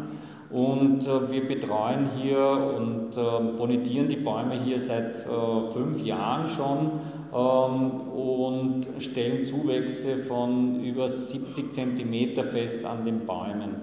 Das heißt, für mich auch da wieder ein gutes Beispiel von, wir haben ausreichend Wurzelraum, wir haben die richtige Baumartenwahl und schaffen es, einen Allee-Standort herzurichten, der innerhalb kürzester Zeit sehr, sehr geschlossen wird. Hier noch ein paar Fehlerquellen, die passieren. Ich habe es vorher schon erwähnt. Das ist, wenn die Verteilschicht unter dem Baumstandort durchgezogen wird. Sie sehen es an diesem rot markierten. Das sind schon Planungsfehler, wo der Landschaftsarchitekt quasi in der Planung hier schon einen Fehler eigentlich eingezeichnet hat. Hat so Auswirkungen, wir haben Aufgrabungen gemacht in Bereichen, wo wir wenig Zuwachs festgestellt haben an den Bäumen und da mal reingeschaut und dann gesehen, dass genau diese Schicht dann wirklich schwer durchwurzelt wird. Andere Fehlerquelle ist, warum ich immer sehr vorsichtig mit Fliesen bin. Fliese sind teilweise schwer durchwurzelbar, wenn diese Fliese dann auch in diesem abgegrenzten Bereich zwischen Baumstandort und Schwammstadt durchgezogen wird und das Vlies unterhalb reingelegt wird, ist es auch für den Baum und für das Wurzelwachstum des Baums hinderlich. Also da bitte, bitte Vorsicht. Ja. Einzelne Punkte, ich gehe noch auf die Bepflanzung eher drauf ein. Ja. Also Projektziel klären ist vielleicht wichtig, ist vielleicht doch nochmal durch Entwicklung wüchsiger und gesünder Bäume. Das ist so das vorrangige Ziel, das ist das, worum es bei uns geht. Es geht auch um Retention, aber das große Ziel ist es, hier großkronige Bäume und gesunde Bäume unterzukriegen. Mikroklimatische Verbesserungen, die wir spüren, Retention ist ein Thema, Versickerung und Verdunstung über die Oberflächenwasser und mit den Bäumen, möglichst einen Retentionsraum bei seltenen Ereignissen, den wir schaffen können. Die Nutzung von Überschusswasser ist sinnvoll, Überlagerung von Flächennutzung, Verkleinerung von Baumscheiben, das heißt, wir können auch im innerstädtischen, sehr dichten Raum mit relativ kleinen Baumscheiben arbeiten und trotzdem haben wir ausreichend Wurzelraum zur Verfügung. Baumpflanzungen dort, wo es vorher nicht möglich war, also Wurzelraumschaffung und natürlich als CO2-Senke. Bepflanzungshinweis, wenn wir bei den Baumstandorten zusätzlich und bei den Versickerungsstandorten zusätzlich Staudenbepflanzung einbringen, darf man dann nicht davon ausgehen, dass es hier um Standorte handelt, die sehr feucht sind, sondern eigentlich zum Großteil stehen diese Standorte sehr trocken. Das heißt, auch bei der Artenwahl ist darauf zu achten, dass wir hier von den Staudenunterpflanzungen Arten reinnehmen, die auch Trockenheit sehr gut vertragen. Hier gibt es verschiedene Mischungsangebote. Wir sind da mit der Hochschule in Pfalz-Höchheim intensiv im Austausch und die haben einige Schwammstadt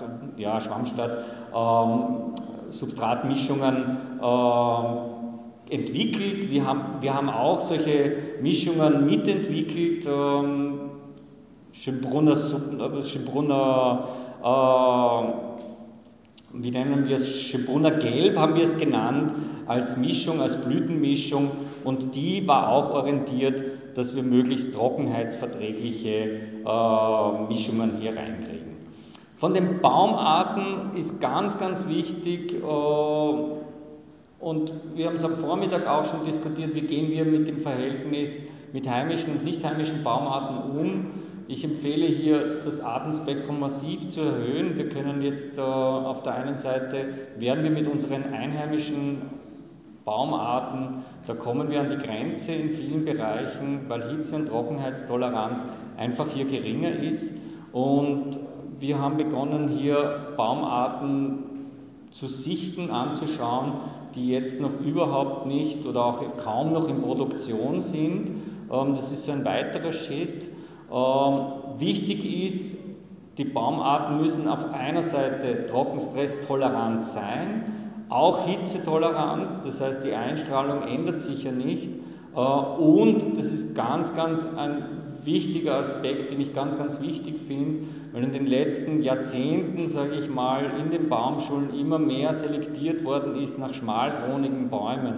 Und eigentlich braucht es da eine große Trendwende hin zu wirklich breitkronigen Bäumen. Auch da wieder von der Entwicklung, von der Sortensichtung hier eine Trendwende zu initiieren, weg von diesen Bäumen, die man links unten sieht, hin zu breitkronigen Bäumen. Zwei Beispiele, Marienstraße und das andere Beispiel ist in Zürich, Rubinen, die hier wirklich den gesamten Querschnitt, den gesamten Straßenquerschnitt überschirmen. Wir testen solche, wir haben es genannt, Klimabaumhain. Ich bin mit dem Begriff nicht ganz zufrieden, aber es wird international mittlerweile so genannt, dass es um sogenannte Klimabäume geht. Es geht um trockenstresstolerante Bäume.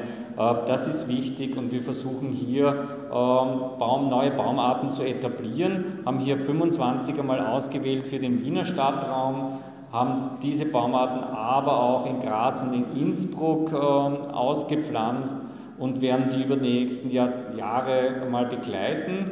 Und von diesen Baumarten haben wir nochmal 5 ausgesucht, um auch in der Schwammstadt Baumarten zu testen. Und das ist jetzt so der letzte Versuch, den wir im letzten Herbst fertiggestellt haben. Da möchte ich noch ein paar Bilder zeigen und dann komme ich zum Ende.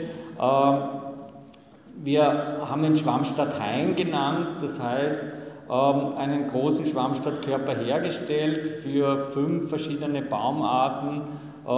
Hier sehen Sie unsere Problematik mit dem Grundwasser. Wir haben im unteren Bereich drainagiert. Hier nochmal den Einbau mit dem Grobschlag und dem Einschlemmmaterial im nächsten Beispiel. Wir haben hier 2 Schichtstärken, also einerseits jeweils 30 cm Schwammstadtkörper, darauf die Verteilschicht, hier nochmal die Bilder beim Einschlemmen. Über diesen Grobschlag eben die Verteilschicht und im Beispiel hier sieht man nochmal die Wasserverteilung in dem Schwammstadtkörper, das heißt rund um den Baumstandort. Wir haben den nur provisorisch abgegrenzt, weil mein Ziel ist es, diese Baumarten auch wieder auszugraben und den Wurzelbereich in ein paar Jahren uns anzuschauen, wie die Wurzeln im unteren Bereich der Schwammstadt ausschauen. Weil das noch ein großes Thema bei uns ist, ja, wie entwickeln sich denn die Wurzeln, wie ist es mit der Standfestigkeit der Bäume, wie schaut es damit aus?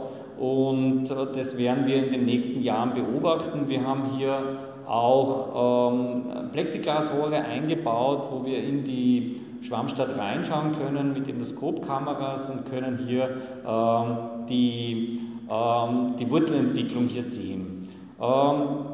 Die 5 Baumarten kann ich dann gern noch was dazu sagen, nur hier noch die letzten Fotos, das ist der Zustand, wie er jetzt ist, fertiggestellt, hier die letzten Arbeiten. Und was schön zu sehen war beim letzten Starkniederschlag im November, war zu sehen, dass die befestigte Oberfläche überhaupt kein Wasser rückgestanden ist, aber rechts daneben an der relativ verdichteten Erde wir Lacken stehen gehabt haben. Was machen wir? Wir bonitieren die Bäume, wie gesagt schon, einerseits mit endoskopischen Kamera, das heißt, ich kann in den Wurzelraum reinschauen, andererseits mit Dendrometern, wo wir die Stammstärken exakt messen können und so die Verdunstung auch rückrechnen. Wer sich näher dafür interessiert, es gibt auch Videos, einerseits von der Firma ACO, die über dieses Projekt berichtet, andererseits von der Firma Sonnenerde, diese Substrate herstellt. Die haben 2 Kurzvideos gedreht, kann man auf YouTube einsehen. Ist die Zeit hier nicht mehr, aber bitte gerne anschauen. In diesem Sinne danke ich nochmal für die Einladung. Pflanzt Bäume, aber richtig.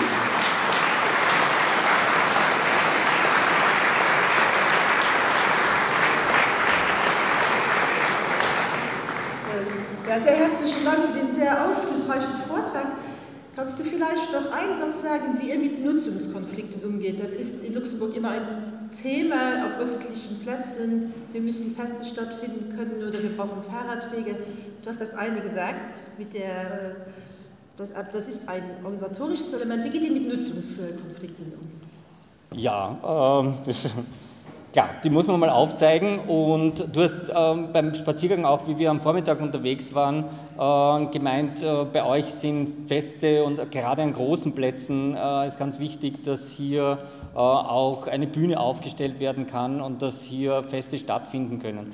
Ich denke mir, dass das nicht ganz widerspricht, dass trotzdem auch an solchen sehr intensiv genutzten Plätzen auch trotzdem großgrünige Bäume dastehen.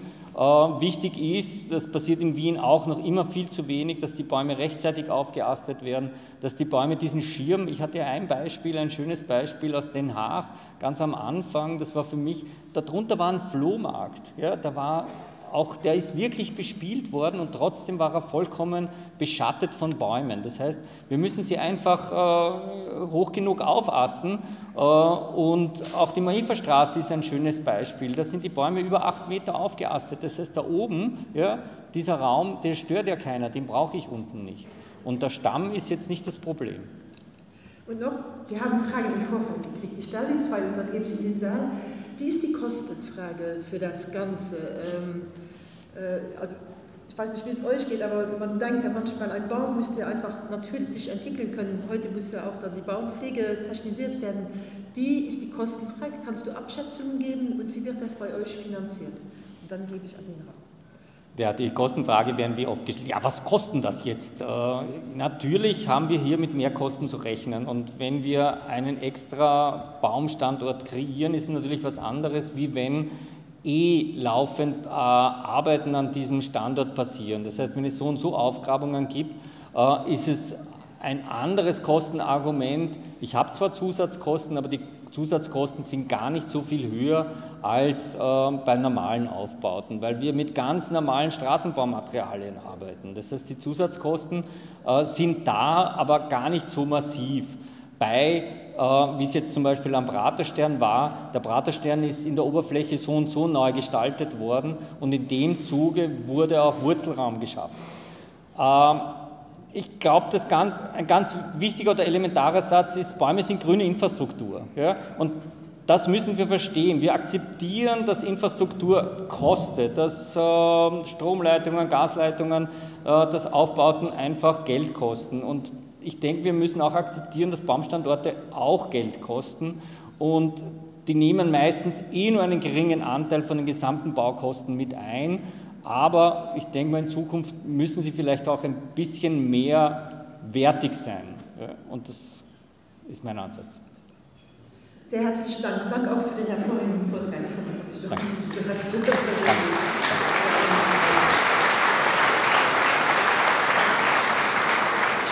Also im zweiten Teil dann Ben Göbel, der Straßenbauverwalter, zuständig für Baupflege, die Erfahrung aus Luxemburg vermitteln und wir werden ja die Erfahrung aus Luxemburg Stadt und in Düblingen erfahren.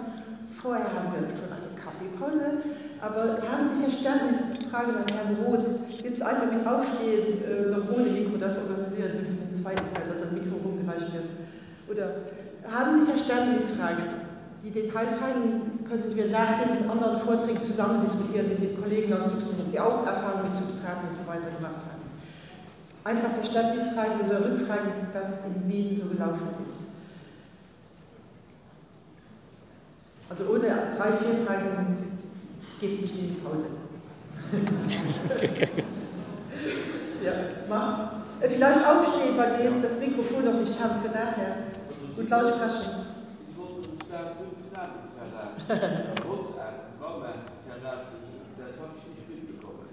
Also die Frage nach den 5 Baumärkten. Mache ich gerne. Also die Hauptbaumarten habe ich erwähnt, die uns die Probleme machen. Die Gefahr ist immer sozusagen dann schnell zu reduzieren. Ich sage Ihnen gerne 5. Ja? Aha. Alnus Späti hat sich sehr bewährt. Sagen Sie auf Deutsch auch. Oh, auf Deutsch. Purpurerle, glaube ich, heißt sie auf Deutsch. Ja? Sehr wüchsig, ist so eine Baumart, die ein wahnsinnig großes Spektrum hat. Das heißt, die kann auch Feuchtigkeit als Erle, schafft es aber auch an sehr trockenen Standorten zu stehen. Und ich denke mal, das ist auch wenn wir auf Baumarten auf der Suche sind, dass die eine große Standortamplitude haben. Das auf der einen Seite. Als heimische Baumart in Wien wird derzeit Acer campestre viel gepflanzt. Der ist mir manchmal ein bisschen zu langsam wüchsig. Auch auf Deutsch. Oh, Entschuldigung. Oh ja. Der Feldahorn. Ja. Aha. Es gibt eine neue Sorte, Huibers elegant, die ich gerade beobachte, die ich interessant finde vom Blatt. Aber da kommen wir sehr ins Detail. Was in Wien gut funktioniert, ist Cledice. Sie haben auch bei euch sehr viele Cledicien stehen, habe ich gesehen beim Herspazieren. Ihr habt auch einige Platanen bei euch stehen. Platanen machen in Deutschland leider Probleme, bei uns Gott sei Dank noch nicht. Wir haben eine Platanenart, ich glaube auch bei euch am Hauptplatz ist sie ausgepflanzt worden. Es ist die Sorte Minaret, die ein bisschen schmalkroniger ist, aber trotzdem recht wüchsig ist, die sich gut entwickelt. Was kann ich in Wien, die Hauptbaumart, die derzeit ausgepflanzt wird, aber da müsste man schauen, ob die in Luxemburg wirklich auch gut funktioniert, weil sie ein bisschen, sie mag Hitze gern, ja, und das ist für Wien super, aber Kälte nicht so gern, das ist der Zürgelbaum, der Celtis australis. Das ist derzeit der in Wien am meisten ausgepflanzte Baum, der sich gut entwickelt. Aber ich warne immer davor, jetzt auf eine Baumart zu setzen und sagen, das ist sie und die nehmen wir jetzt in den nächsten 10 Jahren, sondern wirklich das Artenspektrum zu erhöhen. Was in Wien, habe ich schon 5 genannt, wären noch die Ulmen. Die Ulmen, die resistenten Ulmen, New Horizon zum Beispiel, entwickelt sich in Wien auch gerade sehr gut. Okay. Also es gibt beim Naturpakt des Umweltministeriums gibt es auch eine Liste empfehlenswerte Bäume. Da gibt es keinen 100%igen Konsens mit Movement, aber es gibt beim Naturpakt eine Referenzliste. Ja, noch 2, 3 Verständnisfragen aus dem Saal? Ja. Aber, ja. Hast du. Sie haben auch gezeigt, dass das Kopfstandssystem sehr wohl funktioniert, wenn bestehende Leitungen im Untergrund schon da sind. Wie verhält es sich, wenn neue Leitungen in so ein Kopfstandssystem eingelegt werden? Wir haben das im Praterstern gehabt.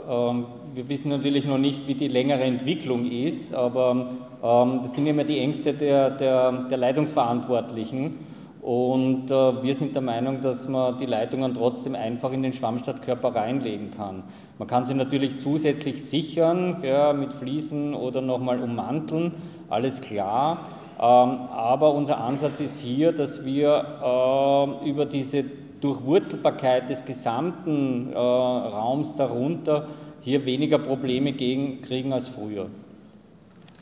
Haben Sie auch Zielwerte, wie viele Bäume, wie viel gepflanzt werden sollen? Haben Sie sich Kennwerte gegeben, wohin ihr kommt, oder macht es, wenn es gut passt? Ja, genau. Also diese Zielwerte, die da hier mal angegeben werden, auch da übertreffen sich ja die Kommunen gegenseitig und wir haben 50.000 Bäume gepflanzt und wir 10.000.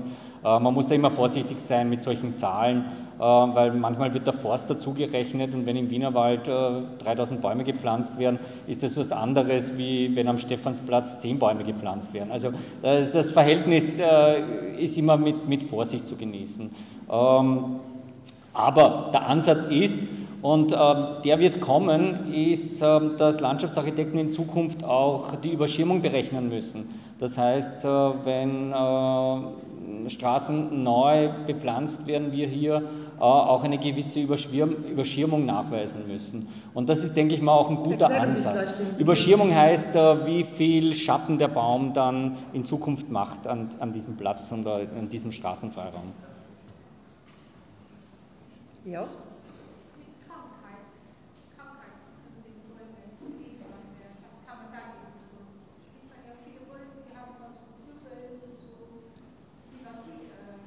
Ja, es gilt, auf Baumarten zu setzen, die möglichst krankheitsresistent sind. Ja, also die Baumarten, die ich erwähnt habe, haben bis jetzt, also der Zügelbaum in Wien ist noch relativ gesund.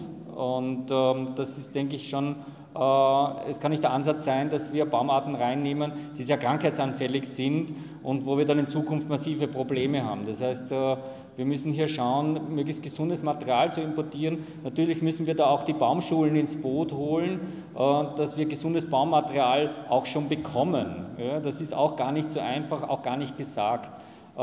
Das wäre auch jetzt noch eine größere Diskussion in der Produktion von Straßenbäumen, die ich ganz, ganz wichtig finde, hier anzuzetteln. Viele Straßenbäume sind ja Sorten, die teilweise veredelt sind, wo wir genau schauen müssen, auf was ist denn das veredelt, was steht denn da drunter, auf welchem Wurzelbereich steht denn das. Also es nützt mir nichts, wenn ich jetzt Silberlinden empfehle, weil die viel hitze- und trockenheitstoleranter sind wie unsere heimischen Linden, aber die sind veredelt und stehen dann erst recht wieder auf Sommer- und Winterlinden. Das heißt, das Wurzelverhalten dieser Bäume ist ja gar nicht angepasst an das, was eigentlich eine Silberlinde könnte. Ja. Ich hätte eine Frage, was sind denn Ihre Erfahrungen mit dem Bedarf von Baumrückschnitt? Hier im Land kann man bei den Gemeinden sehen, dass die Straßenbäume im Winter immer extrem stark zurückgeschnitten werden. Ist das wirklich notwendig? Also ein kleiner Einwurf meinerseits, wir wollten, ich nehme dich in Schutz und auch die nächsten Referenten, wir wollten heute mehr auf Baumpflanzungen eingehen und nicht auf die Baumpflege, weil das ein separater Text ist. Aber die Frage ist natürlich okay, aber nur warum der Thomas nicht darauf eingegangen ist und auch die folgenden Redner, ist, weil wir ein Fokus. Aber wenn Bedarf steht, kann natürlich auch ein anderes Seminar organisiert werden. Nicht zu erklären, warum er das nicht angesprochen hat. Aber ich antworte gerne, ja, ich antworte gerne darauf.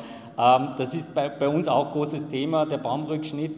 Auf der einen Seite kritisiere ich bei uns die Kommune immer, die viel zu spät eigentlich die Bäume aufastet. Das heißt, ein rechtzeitiger Rückschnitt, ein Aufasten ist hier eigentlich notwendig. Auch ein Pflanzschnitt, der bei uns noch viel zu wenig en vogue ist, viel zu wenig passiert, der ganz, ganz wichtig ist. Im späteren Sinne würde ich den Baum aber entlassen.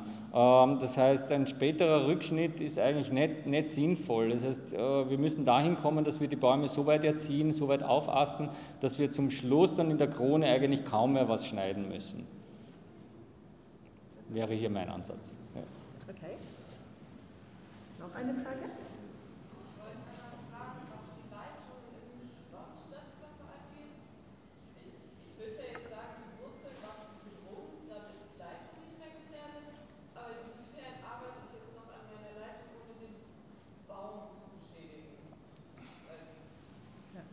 Die Problematik haben wir natürlich immer.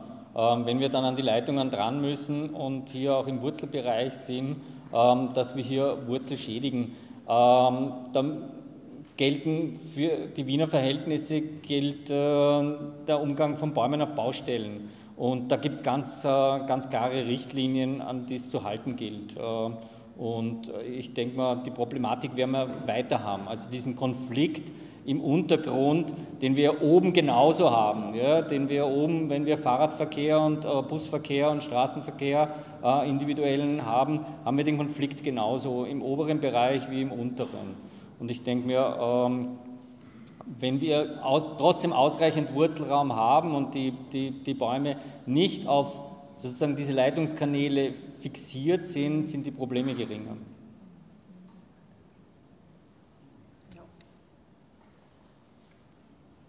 Noch eine Frage, Anmerkung? Ja, Marc? Ich bin noch mal bei der Baumarktpolitik.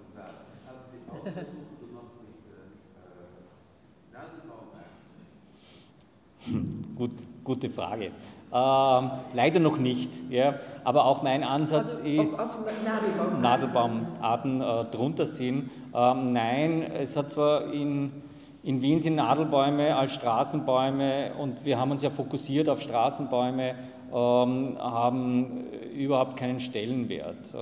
Es gibt einen Ansatz von anderen Städten, was ich weiß, mit Sequoia, also mit Mammutbäumen, mit Sequoia Dendron, Versuche zu machen, wäre ein Ansatz, fände ich interessant. Ja.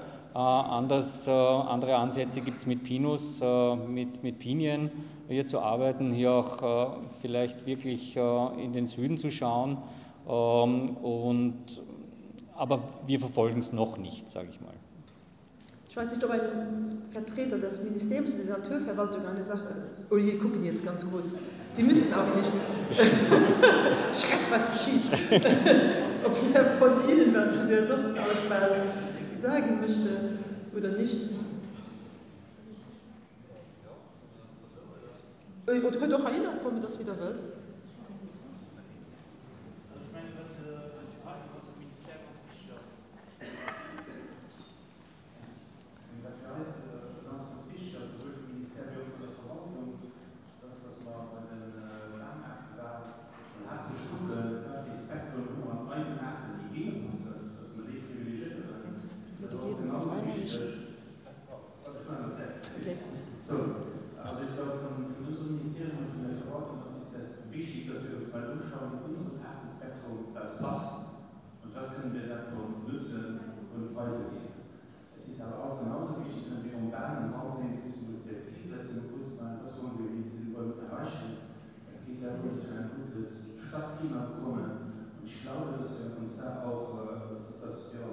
Öffnen und andere Arten zulassen, die jetzt noch nicht so bei uns fertig sind, mit der Einschränkung, dass wir auf invasive Arten verzichten wollen.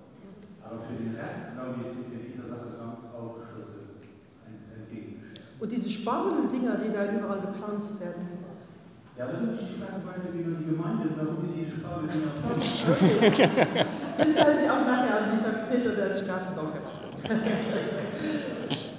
So, ich gucke noch mal in den Raum. Ansonsten, wenn wir diesen Teil abschließen und dann... Ganz kurz, ich möchte noch ganz kurz reagieren auf den Ansatz. Was man schon sagen muss, ihr habt noch ein bisschen mehr Niederschläge wie in Wien. Also Wien hat so um die 650, 600 an trockenen Jahren und Tendenz fallend. Vor allem die Trockenphasen nehmen zu und das ist, denke ich mal, eine Problematik. Ihr habt doch noch, was ich jetzt so aufs Erste geschaut habe, 850 so in dem Schnitt. Ja, stimmt das? Oder? Ja, stimmt, aber die Verteilung ist nicht die Verteilung ist nicht mehr so wie es mal früher war. Ja, genau. Ja. Thomas, dann noch aber eine Frage. Ich saß ja neben dem Minister und der hat gesagt, es gibt immer so viele Leute, die sich aber trotzdem beschweren über die Blätter und das ganze Zeugs. Wie handelt ihr die Akzeptanz in Wien? Habt ihr das eine ist ja die Technizität der Anpflanzung und das andere ist ja trotzdem die Kommunikation und die Beteiligung der Bürgerinnen an dem Ganzen. Kannst du vielleicht 2, 3 Sätze sagen, wie die Akzeptanz fördert in Wien? Und gibt es so viele Skeptiker oder wie ist das? Ich bin Gott sei Dank kein Politiker. Das heißt, ich denke mir, dass der Nutzen immer des Baumes im Vordergrund steht. Vor dem, für mich ist Laub kein Mist und herunterfällt. Natürlich haben wir eine Problematik. Es gibt super Baumarten. Wenn ich jetzt zum Beispiel Morus alba, die Maulbeere, hernehme, ist die natürlich, die super trockenheitsverträglich wäre, aber mit ihrem Fruchtanteil natürlich Probleme macht, obwohl man kann sie auch gut ernten und würde hervorragend schmecken. Also ich denke mal, es ist schon, und da ist auch die politische Seite gefragt, einfach eine Argumentationssache. Und da sehe ich mich außen vor als quasi von der wissenschaftlichen Seite hier zu sagen, Bäume haben einen viel größeren Nutzen und ich sehe Baumarten nicht in der Stadt als Verschmutzer der Stadt und würde das Spektrum sogar noch ausweiten. Es gibt in Wien einen tollen Baum, zum Beispiel hinterm Rathaus, Das ist Maclura pomifera, der Osagedorn. Ich weiß nicht, ob der da bekannt ist. Der macht solche Früchte, schauen aus, meine Schüler sagen immer, sie schauen aus wie so eine Gehirnfrucht. Ja? Und da steht hinterm Rathaus, das ist ein super großer Baum, ja? Total hitze- und trockenheitsverträglich. Den würde man nicht mehr unterkriegen. Ja? Der ist 1900 passiert. Ja?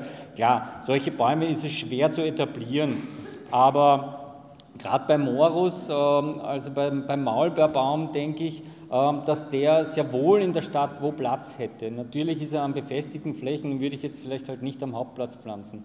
Das heißt, ihr habt jetzt keine spezielle Beteiligungsstrategie für Bürgerinnen oder so? Von meiner Seite nicht. Ja, aha. Natürlich das war nicht nicht die gewünschte Antwort. Das war ich weiß, ja, ich weiß. Okay. Ich gucke noch mal in den Raum. Der Thomas Roth wird auch nachher an dem Rundlichtgespräch teilnehmen. Insofern Fragen, die noch hochkommen, er bleibt hier. Super, dann laden wir kurz so einen Kaffee und dann etwas Wasser ein und dann geht es gleich weiter. Danke.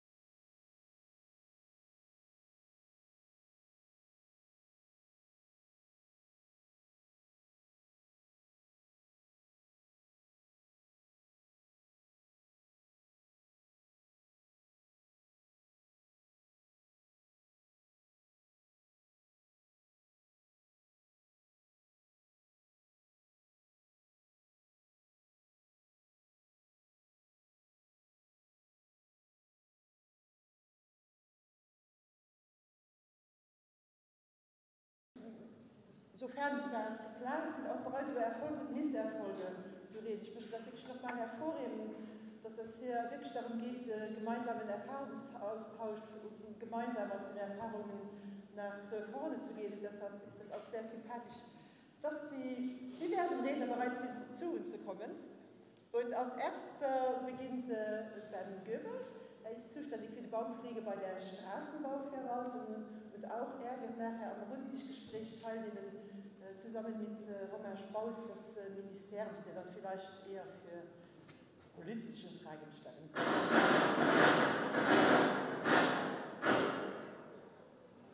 Hat er einen schlimmen Husten? So, sollte nur reden, bis der Letzte sitzt, das ist geschehen.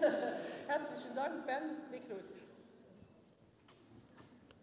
Ja, guten Mittag auch von meiner Seite. Ich fahre dann in Deutsch auch fort, die Präsentation, dass Herr Roth mich auch versteht. Genau, ich bin Verantwortlicher für die Baumpflegeabteilung der Straßenbauverwaltung in Luxemburg und ich werde euch dann in meinem Vortrag heute ein paar Beispiele aus der Praxis zeigen, das heißt Baustellen, in denen wir auch Baumpflanzungen dann unternommen haben und eben Pflanzgruben integriert haben. Zuerst aber möchte ich kurz die Hauptaufgabenbereiche zeigen, die die Baumpflegeabteilung der Pont-et-Chaussee hat. Das heißt, wir machen eigentlich die Pflege und den Unterhalt der Straßen- und Alleenbäume entlang des ganzen Straßennetzes in Luxemburg. Wir haben dazu auch ein Baumkadaster seit 2017 neu aufgenommen, in dem wir rund 75.000 Bäume nun integriert haben und um die wir uns kümmern müssen. Das Kadaster ist natürlich ein hervorragendes Werkzeug, um diese Maßnahmen umzusetzen. Wir haben auch alle Bäume nummeriert mit Plaketten im Gelände, was die Arbeit im Gelände eben auch sehr vereinfacht. Fällungen haben wir ca. 600 Stück pro Jahr und dementsprechend auch so viele Neupflanzungen. Wir haben noch viele weitere Aufgabenbereiche als Baumpflegeabteilung, auf die gehe ich aber jetzt nicht weiter ein. Nur noch der Punkt, dass ich eben auch beratend bei Straßenbauprojekten mithelfe, wenn es um die Gestaltung mit urbanem Grün geht und das aber vorwiegenderweise auf die Baumarten oder Baumsortenwahl bezogen auf die Standorte. Das heißt, je nachdem, wie viel unterirdischer Volumen oder eben oberirdischer Platz zur Verfügung steht, machen wir dann unsere Baumartenauswahl. Frau Weber ist schon am Anfang auf den Anlass eigentlich dieses Seminars eingegangen oder wie es zustande gekommen ist. Ich möchte aber nochmal darauf hinweisen, dass es eben bei uns, aber ich glaube nicht nur bei uns, auch bei anderen Verwaltungen und Gemeinden sehr viele Fehler in der Planung und in der Umsetzung von Pflanzstandorten gekommen ist und immer noch kommt. Also heute hat man die Fehler auch noch immer, die gemacht werden und das eben vor allen Dingen, was den Aufbau des Wurzelraums geht, im Hinblick eben um ausreichend Wurzelvolumen zu haben später und um den Einbau des Substrats selbst in diesen Pflanzgruben. Zielsetzung, das wurde auch schon angedeutet, ist es eigentlich, dass wir hoffentlich im Endeffekt hier eine Guideline ausarbeiten können, die den Planern und Unternehmern quasi als Richtlinie dient, um Projekte, in denen Baumpflanzungen vorgesehen sind, besser umsetzen zu können. Und durch den Austausch und eine Veranstaltung wie heute, wo sich dann Experten oder Leute aus dem Bereich austauschen können und über die Thematik diskutieren, ist, denke ich, sehr, sehr sinnvoll. Da wird eben aus den Fehlern lernen und durch gelungene Praxisbeispiele quasi den Unternehmern und den Planern ein gewisses Vertrauen in ihre Arbeit geben können. Ich fange an mit ein paar Negativbeispielen, wie wir sie alle kennen aus unseren Ortschaften, leider viel zu oft. Das ist quasi so eine herkömmliche Baumscheibe, die wir hier sehen auf den Bildern, oder eine Pflanzgrube. Viel zu klein und die Konsequenz sieht man also auf dem Bild hier rechts beispielsweise, weiß ich, dass die Bäume ca. 20 Jahre stehen, Zuwächse sind aber kaum zu erkennen. Das heißt, wir haben eben ganz klar das Problem von einem eingeschränkten Wurzelraum und eben der Wasser- und Nährstoffverfügbarkeit. Wenn man sich das dann unterirdisch anschaut, sieht das oft so aus oder hat so ausgesehen. Es ist klar, dass in solchen Pflanzgruben keine Bäume in die Zukunft wachsen können. Ja, ich möchte es hat eben auch an Wissen gefehlt in der Vergangenheit und an Informationen bei der Planung und Umsetzung. Aber ich glaube, dass wir da jetzt in eine andere Richtung steuern werden. Komme ich dann zum ersten Beispiel eines Bauprojektes. Das ist der Umbau des CR 183 in Mersch. Da kam es zu einer Anpassung hin zu größeren Pflanzgruben mit offener Baumscheibe. Man sieht, wir haben hier eine Projektlänge von 200 Metern, 20 Bäume wurden gepflanzt. Die Baumart war Acer platanoides Olmsted. Die Größe der Pflanzinseln variiert sehr stark. Wir haben tatsächlich Gruben von 3 Kubikmetern bis hin zu 30 Kubikmeter pro Baum. Es ist ganz klar, dass 3 Kubikmeter viel zu wenig sind. Das ist offensichtlich. Und eine Tiefe von 1 Meter. Es ist auch klar, dass das zu wenig ist, aber wir möchten eben auch hier reelle Beispiele zeigen und zeigen, dass wir nicht alles richtig machen. Positiv ist hier zu erwähnen, dass wir teilweise vernetzte Baumstandorte haben, das heißt größere Inseln auch mit eingeplant, wo nicht übermäßig viele Bäume dann reingesetzt wurden, vielleicht nur 1 Baum oder 2 Bäume, dass diese einzelnen Bäume auch genügend Wurzelraum zur Verfügung haben. Das sind Bilder von der Baustelle, eben, von der ich jetzt gesprochen habe. Es wurden Pflanzgruben gemauert. Das kann man natürlich kritisieren. Also es ist eine teure Bauweise. Die Wurzelräume sind limitiert, aber ich finde hier schon positiv, dass sie relativ großzügig gestaltet wurden. Und was ich auch als interessanten Aspekt erwähnen möchte, ist, dass es in der Baustelle von Anfang an klar ist, wo die Pflanzgruben sind später. Das heißt, in der Bauphase kann nicht noch ein Leitungssystem durch die Baumgrube gezogen werden oder sonstige Änderungen vorgenommen werden. Wir sind hier wirklich auf einer Ebene 0. Alles wurde abgetragen und wir bauen die Pflanzgrube von unten auf und die ist fix. Auch in Betracht des späteren Einbaus eines Substrats. Also wir haben hier eine fixe große Grube, die mit Muttererde verfüllt werden kann. Man kann hier auch auf ein Substrat verzichten, weil wir keine späteren Probleme mit Tragfähigkeit haben. Und es ist für einen Baum meiner Meinung nach immer besser, er steht in Erde als in einem technischen Substrat.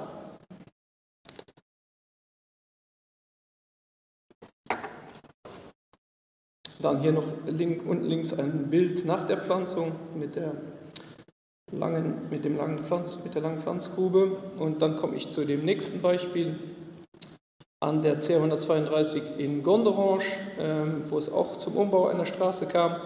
Das ist ein etwas kleineres Projekt von ca. 300 Meter, in das wir 14 Bäume integriert haben, was eigentlich ganz positiv im Endeffekt geworden ist. Wir haben große Pflanzgruben von ca. 18, die kleinste 18 Kubikmeter pro Baum bis hin zu 60 Kubikmeter, die einem Baum jetzt zur Verfügung stehen. Wurde auch ganz rezent gepflanzt, nämlich vorgestern, glaube ich, wurden die ersten Bäume eingepflanzt. Wir haben verschiedene Baumarten hier auch ausgewählt, können Sie hier ablesen, und wir haben die Gruben so ausgebaggert, dass wir an den Unterboden gekommen sind. Das heißt, wir haben eine Verzahnung mit dem Unterboden und haben dann Tiefen zwischen 1,3 und 1,5 Meter der Gruben. Hier stehen noch ein paar Aspekte, wie Substrate eingebaut werden sollen. Ich möchte da nicht größer drauf eingehen, nur vielleicht ein wichtiger Punkt, der Setzungsfaktor, der je nach Hersteller von Substraten zwischen 30 und irgendwo 40% angegeben wird, muss man bei der Planung natürlich immer berücksichtigen, dass man dieses Substrat mehr einplant, weil es eben zu diesem Setzungsfaktor kommt. Hier ist es auch so, dass wir keine gemauerten Pflanzgruben haben, sondern es wurde ein normaler Straßenaufbau gemacht und im Nachhinein eben die Pflanzgruben dann auf diese Tiefen ausgebaggert und mit Substrat verfüllt und in Schichten verfestigt und eingebaut, verdichtet und eingebaut. Dann kommen wir schon zum nächsten Projekt. Das ist die CR110 in Bascharasch. Da sieht man, das ist die Ausgangssituation, also eine lange Gerade, die doch relativ betonbelastet ist und langweilig aussieht. Wir haben dort 70 Bäume ins Projekt eingefügt. Genau, und wir haben Baumscheiben, die 3 mal 2 Meter groß sind, also ja, auch bei Abzug der Randsteineinfassung bleiben dort nur noch 4 Quadratmeter übrig, was eigentlich auch etwas zu wenig ist, aber es ist halt so. Dann haben wir hier die Querschnitte von diesem Projekt. Das heißt, wir haben hier quasi die Draufsicht mit dieser Baumscheibe, die ich gerade beschrieben habe. Und dann sieht man quasi hier den Querschnitt BB, also quasi in diese Richtung, wo wir unter den Parkstreifen den durchwurzelbaren Raum in Längsrichtung vergrößert haben. Und da haben wir dann quasi bis von minus 50 bis minus 1,50 einen Substrateinbau von einer 0,32er Körnung und dann im oberen Bereich ein 0,16er Substrat eingebaut. Wir haben 6 Meter Längsüberbauung und kommen dann auf 9,5 Kubikmeter, ist auch relativ wenig, aber auch hier sind wir eben an den Unterboden gelangt. Und haben da eben keine geschlossene oder keine geschlossene Wanne oder eine Betonverfüllung im unteren Bereich. Genau. So sieht das dann während der Bauphase aus. Also das Substrat wurde es wurde ausgebaggert, ganz klar, und dann wurde eine Konstruktion aufgestellt, in der eine Wurzelsperre eingebaut wurde und diese Wanne quasi aus Wurzelsperrenmaterial wurde verfüllt mit Substrat und dann eben schichtweise verdichtet. Und man muss sich vorstellen, dass quasi, das sind dann diese 6 Meter und darüber kommt dann der Aufbau der Parkstreifen. Und quasi hier mittig kann man sich vorstellen, dass nachher die Baumscheibe ist und der Baum steht.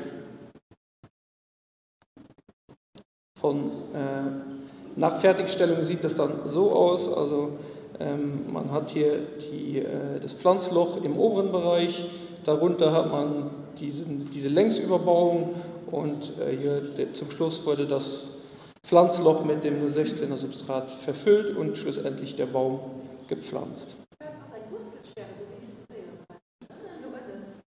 Nach unten nicht, nee. Also es ist nur eine seitliche Wurzelsperre eingebaut worden. Sonst hätten wir auch nicht, genau, die Verbindung zum Unterboden.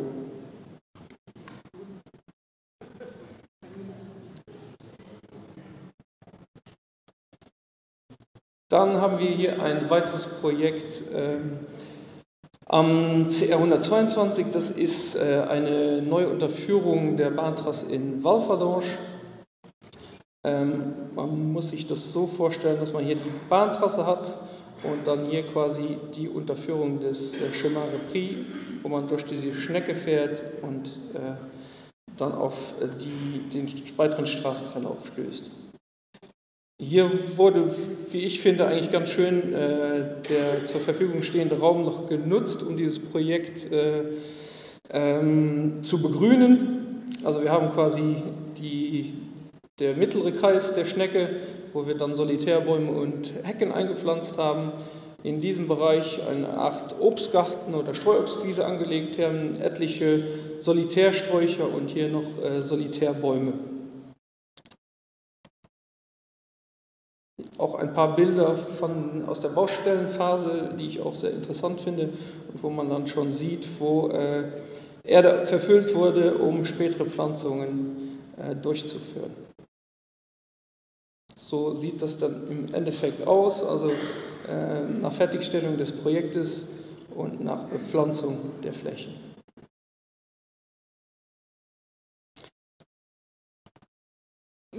Es wurde schon mehrmals angesprochen, aber ich möchte es trotzdem nochmal sagen oder darauf hinweisen, dass wir natürlich viele Herausforderungen haben bei der städtischen Baumpflanzung, vor allem hinsichtlich der unterirdischen Infrastruktur.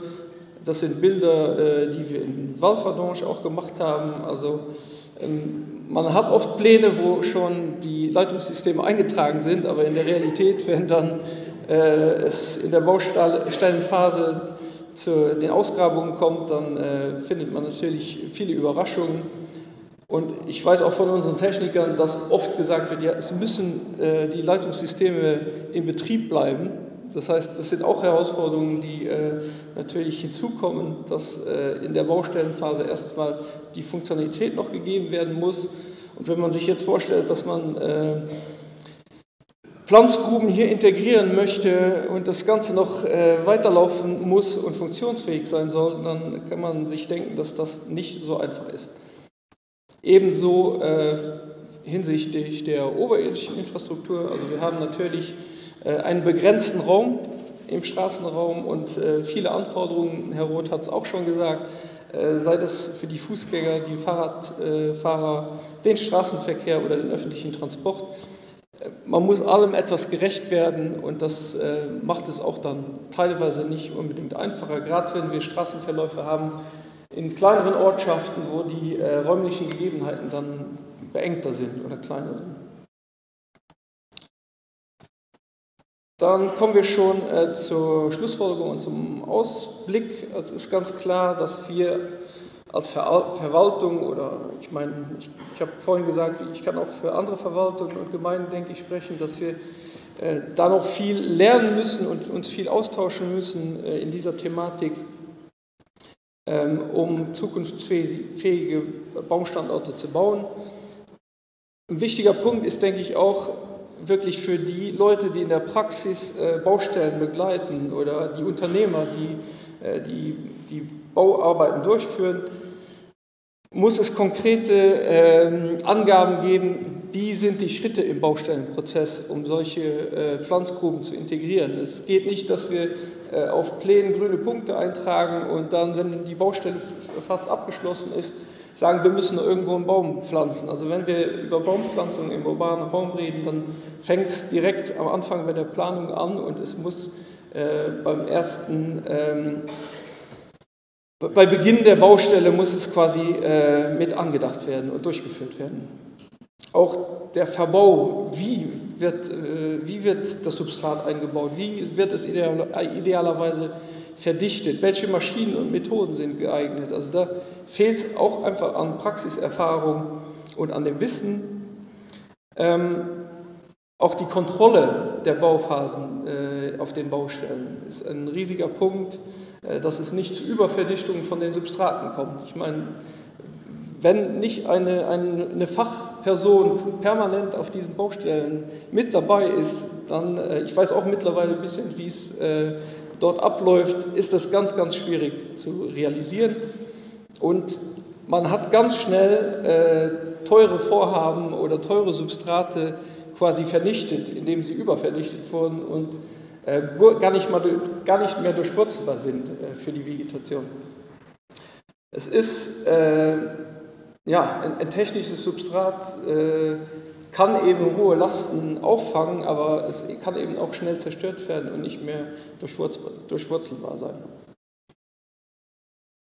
Das Thema Salz wurde auch schon angesprochen. Ich meine, das ist auch ein riesiges Thema, das uns betrifft und Probleme darstellt. Mit dem Oberflächenwasser hin zur Baumgrube. Wir haben da schon einiges gehört, es ist ganz interessant. Vielen Dank dafür. Auf jeden Fall muss man sagen, dass der Bedarf an urbanen Grün größer ist denn je und dass die Zielsetzung eben sein muss für uns, dass wir zukunftsfähige Pflanzgruben gestalten. Ich habe die Konkurrenz in dem räumlichen Aspekt schon angesprochen, oberirdisch und unterirdisch ist und bleibt ein Riesenproblem. Wir haben als Point Chaussee auch das Vorhaben, das Leistungsverzeichnis anzupassen für Ausschreibungen. Das heißt, dass wir da schon wirklich Positionen integrieren hinsichtlich auf den Bau von solchen angesprochenen Pflanzgruben in den Projekten. Wir haben weitere Projekte in die Richtung in der Planung. wo wir jetzt aus den Kenntnissen, die wir heute gewonnen haben oder noch gewinnen werden, sicherlich die mit einfließen lassen. Und ich hoffe, dass es wirklich zu diesem Ausarbeiten eines technischen Dokumentes kommt, welches dann bei der Planung und in der Praxis zu Empfehlungen kommt, wie wir diese Pflanzvorhaben besser umsetzen können. Das kann man sich auch vorstellen, dass es dazu eine Art To-Do-Liste gibt, wo gewisse Fehlerquellen aufgelistet werden, die vermieden werden sollen. Eben schon angesprochen, diese Schritt-für-Schritt-Bauweisen. Was ist von Anfang an wie zu beachten?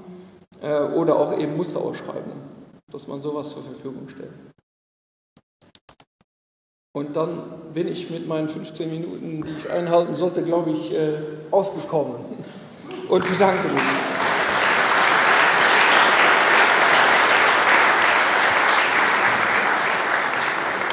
Sehr herzlichen Dank, Bernd Gibbel, für den ehrlichen und überwältigenden Vortrag und den Zeitrespekt.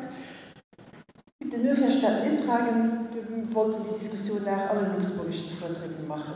Gibt es irgendwas, was nicht gut ausgeführt wurde? Oh, pardon. Nee, was ich lohnen würde, noch detaillierter auszuführen. Okay. Ja?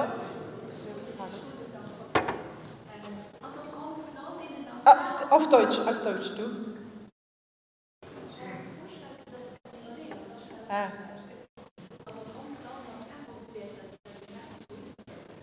Aber ich antworte ja nicht, mach auf Deutsch sofort.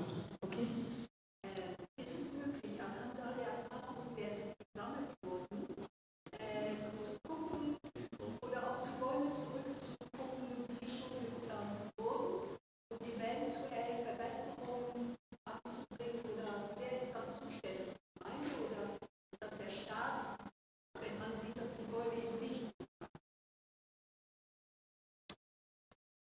Ja, also im Prinzip pflanzt oder kümmert die Straßenbauverwaltung sich um die Umsetzung des Projekts quasi, also wenn es um eine Umgestaltung einer CR oder Nationalstraße geht.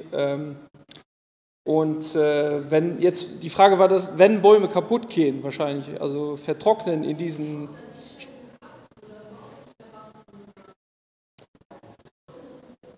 Also es ist nicht von uns angedacht, dass wir dann konkret oder direkt Verbesserungen von diesen Standorten durchführen. Es sei denn, es käme nochmal zur Umgestaltung dieser Straße. Das heißt, wenn ein neues Projekt gemacht würde, dann käme es dazu. Aber in der Zwischenzeit nicht von der Straßenbauverwaltung. Nein. Okay. Noch eine erklärende Rückfrage.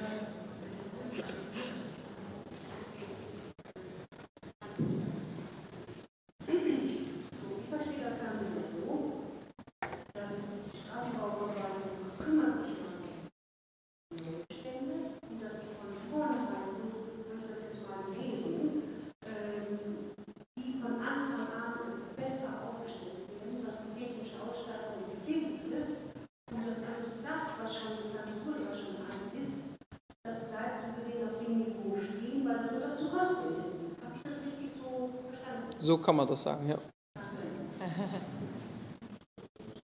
Ich habe eine Rückfrage an Herrn Thomas Roth, eine kurze, weil Bernd Göbel ausgeführt hat, du verbesserst mich, aber wenn man auf Substrate verzichten kann, bei bestimmten Projekten wäre das auch gut. Und da hast du Geräusche von dir gegeben, als der das gesagt hat. Siehst du das anders? Ja, ich bin da vorsichtig. Also wir haben ja trotzdem Verdichtungen über das Rütteln des Straßenverkehrs, also die Einsetzungen darf man da glaube ich nicht unberücksichtigt lassen und von dem her sind Substrate einfach verlässlicher. Ich meine, Sie haben es erwähnt, das Problem, und das haben wir genauso, ist natürlich immer in der Baustellenaufsicht, dass das Substrat alleine sozusagen in der Ausschreibung noch nicht hilft, wenn dann auf der Baustelle zum Teufel komm raus verdichtet wird. Und da braucht es einfach gute Baustellenbegleitung, die ganz wichtig ist. Aber das Substrat schafft schon eine gewisse Sicherheit, weil ich doch über den Strukturanteil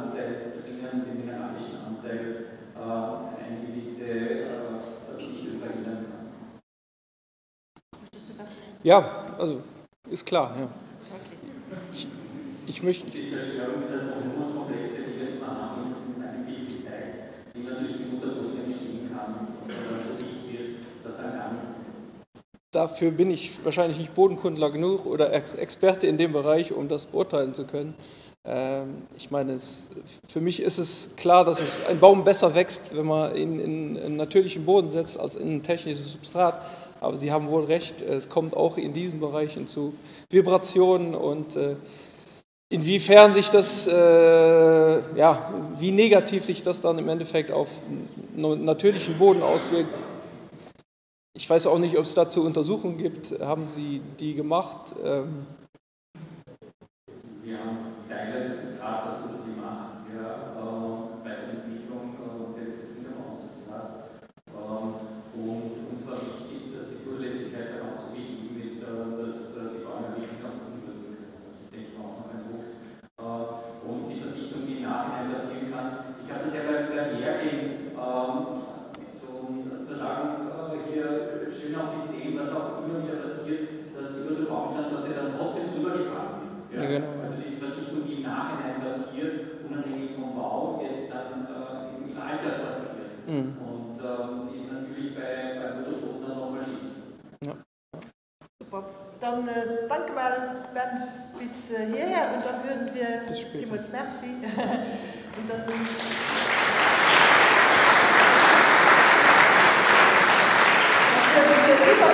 der Stadt Luxemburg, dann wird der Joey Walter von der Service Soirée und der Charles Haus der bisherige Mikrofonträger von der Service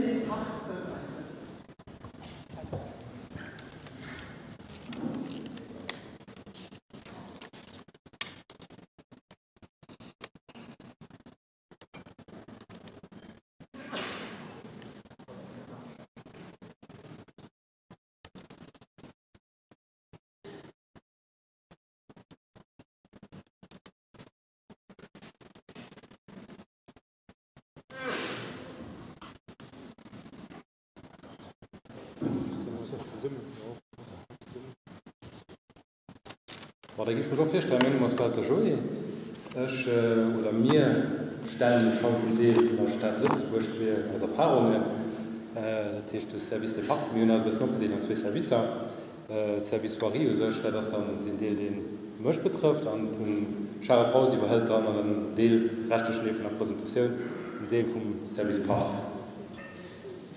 Da gebe ich auch auf Deutsch da wissen für den Rot, dass der Rot dann doch so macht kriegt. Also wie gesagt, mein Name ist Walter Joey, ich bin der Verantwortliche der Projektentwicklung bei der Dienststelle der Straßenbauabteilung der Stadt Luxemburg. Wir sind eine Abteilung mit 12 Personen. Wir sind eigentlich zuständig für die Planung und die Umsetzung der Sanierung von Straßenbauprojekten sowie auch von neuen Projekten in Neubaugebieten. Unsere Projekte werden größtenteils im Innern der Stadt Luxemburg entwickelt, mit aber auch externen Akteuren, wo wir natürlich dann auch mit den Infrastrukturbetreibern, den Anwohnern und natürlich auch den internen Abteilungen, wie bei uns zum Beispiel, wir haben spezifisch eine Zirkulation, wir haben eine Busabteilung, wir haben Park, Feuerwehr und allem drum und dran. Das heißt, Projekte bei uns entstehen immer durch eine gemeinsame Arbeit von mehreren Projekten, wo wir dann als Straßenbau halt dann meistens mittig als Koordinator für das Resultat dann zuständig sind. Wir haben aber, bevor ich jetzt zu sehr in die Beispiele gehe, haben wir im Rahmen der letzten 10, 15 Jahre gemerkt, dass es doch sehr, sehr viele Details über Baumgruben gibt und haben uns entschieden, 2014, 2015 bereits auf den Weg zu gehen, einen Straßenbauleitfaden zu erstellen. Es gibt mehrere Büros, glaube ich, die schon wissen, dass wir diesen Leitfaden entwickeln und teilweise auch immer wieder verändern und anpassen an unsere Erfahrungen, die wir für Ort gemacht haben. Und die Präsentation soll eigentlich einen Ausblick geben, respektive auch eine Erklärung geben, wo wir oder warum wir jetzt auf diesem Standpunkt angekommen sind. Die Aktualisierung dieses Leitfadens geht natürlich immer mit einem Return on Experience. Das heißt, wir haben eine größere Abteilung von etwa 107 Personen, die sich bei uns um die ganzen Unterhaltsarbeiten kümmern. Das heißt, wenn das Projekt bei der Projektgruppe schlecht organisiert wurde oder auch Details nicht richtig ausgearbeitet wurden, dann werden wir natürlich direkt mit diesen Informationen konfrontiert und uns wird dann mitgeteilt, dass wir Details ändern sollen, respektive es auch sehr, sehr teuer wird beim Unterhalt. Deshalb sind wir auch immer wieder bedacht, die Details zu aktualisieren. Natürlich sind wir bedacht auf die Kostenoptimierung und natürlich auch immer wieder auf die Vergrößerung der Grünflächen. Das heißt, jedes Projekt haben wir immer wieder die Sorge, die Grünfläche zu vergrößern, die Versickungsflächen zu vergrößern und das werden Sie natürlich jetzt auch an unseren Details erkennen. Nichtsdestotrotz, ja, ich gehe mal vielleicht auf die ersten Projekte ein. Genau, also was Sie jetzt hier sehen, das heißt bis etwa 2014, etwa in den 90er Jahren hat die Stadt Luxemburg begonnen mit Straßenbauprojekten, wo Bäume bereits mit eingearbeitet werden. Das heißt, wo die Idee aufkam, in Straßenbauprojekten nicht nur Bürgersteige und Straßenraum für den Verkehr zu nutzen, sondern dann auch mit Bäumen zu versehen. Hier sehen Sie mehrere Fotos von verschiedenen Projekten, wo wir umgesetzt haben. Unten links zum Beispiel ist ein Neubau, der erstellt wurde, meistens natürlich auch, wie der Herr Göbbel bereits auch schon Fotos gezeigt hat, mit einem Mauerwerk, was teilweise 1 Meter, vielleicht auch nur 70 Zentimeter tief war, mit einem Kubikvolumen von 2-3 Kubik. Hier sehen Sie verschiedene Volumen, die 3,5 bis 6,5 Wurzelvolumen enthalten haben. Der Bau dieser Baumquartiere mit Mauerwerk war oft sehr, sehr aufwendig. Wir haben teilweise auch Zählungen gemacht pro Projekt, wo wir einen Arbeitsaufwand von mehr als einer Woche oder teilweise einer Woche gehabt haben. Es wurden auch Proben erstellt in Stahlbeton, haben wir auch alles gesehen. Das ist der Stand bis etwa 2014, wo die Stadt Luxemburg diese Baumquartiere gebaut hat.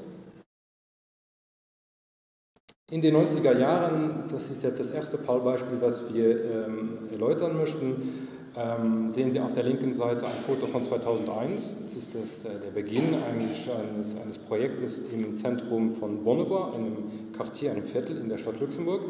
Ein Projekt, das entwickelt wurde auf einer zu dem Zeitpunkt befindlichen asphaltierten Fläche, die genutzt wurde als Parkraum für Fahrzeuge, für Fahrräder oder Sonstiges.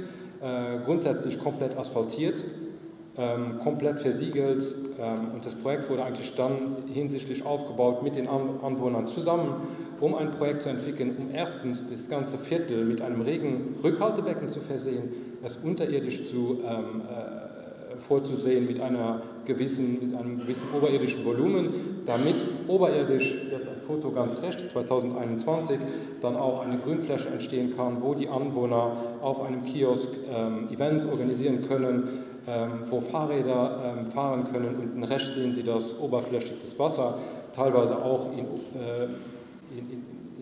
in Regolen abgeführt wurden, größtenteils auch komplett versickert wurden.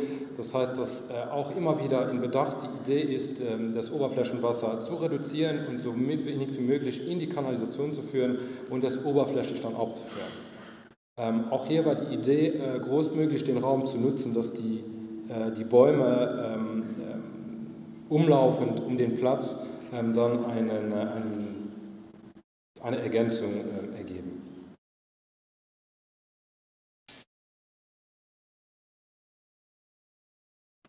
Dann komme ich vielleicht spezifisch auf die Baugruben, wo wir 2015 mit einem zweiten Fallbeispiel begonnen haben, mit alternativen Materialien zu arbeiten und uns Gedanken zu machen, wie wir bestmöglich den Wurzelraum, das Wurzelvolumen für die Bäume verbessern, verändern und optimieren können. 2015 ein Projekt, die meisten Gemeinden, glaube ich, müssten auch diesen Standort kennen, ist der Zentrum Hamidius, der komplett erneuert wurde, wo wir als Dienststelle eigentlich der Aufgabe zugeteilt wurden, alle Straßen rings um dieses Neuquartier PHP gestalten sollten. Da kam die Idee auf, eigentlich mit Betonelementen zu arbeiten, die vorgefertigt waren. Die Idee war halt die Zeit vor Ort, weil der Platz sehr, sehr beengt war. Wir hatten nicht sehr, sehr viel Platz, um Material zu lagern. Schnellstmöglich Baugruppen zu erstellen. Den Raum war sehr, sehr groß geöffnet. Das heißt, wir hatten die Möglichkeit, diese Elemente einzubauen und die Infrastrukturen an die Baumquartiere anzupassen. Der Nachteil, das muss ich hierzu auch sagen, das haben wir auch in diesem Fall auch dann gelernt, dieser Bau, dieser Fertigteile wurde nicht in Luxemburg fabriziert, sondern kamen eigentlich sehr, sehr weit aus der Schweiz, weil in Luxemburg kein Unternehmen sich eigentlich an der Ausschreibung beteiligt hatte, um diese Elemente zu bauen. Der Transport war deshalb auch sehr, sehr aufwendig und auch der Einbau einer Wurzelbelüftung wurde zu dem Moment auch dann in Betracht gezogen. Die Konstruktion verhindert natürlich den Zufluss von Streusalz. Rechts und links haben wir versucht, mit Elementen zu verhindern, dass das Streusalz direkt in die Baugrube gelangt. Und wir haben die oberflächlichen Bereiche haben wir großmöglich offen gestaltet. Wir können hier rechts sehen, dass in den Betonelementen die Konstruktion von uns so gezeichnet wurde, dass eigentlich immer wieder die Elemente durchbrochen werden können mit den Wurzeln, das heißt, dass die Bäume miteinander kommunizieren können und damit auch der Wurzelraum natürlich für alle Bäume großmöglich zur Verfügung stand.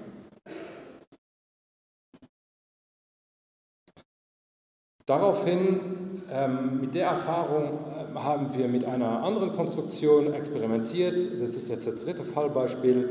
Das ist ein Projekt hinter dem Luxemburger Palais Grand Ducal, wo wir mit einer Stahlkonstruktion eines Herstellers die Idee hatten, einfach zu experimentieren und uns die Erfahrungen zumute zu ziehen, einfach zu sehen, okay, was sind die Vor- und Nachteile dieser Stahlkonstruktion. Muss aber auch dazu sagen, es sind immer noch Teile, wo wir von diesem Konzept heute immer noch verwenden.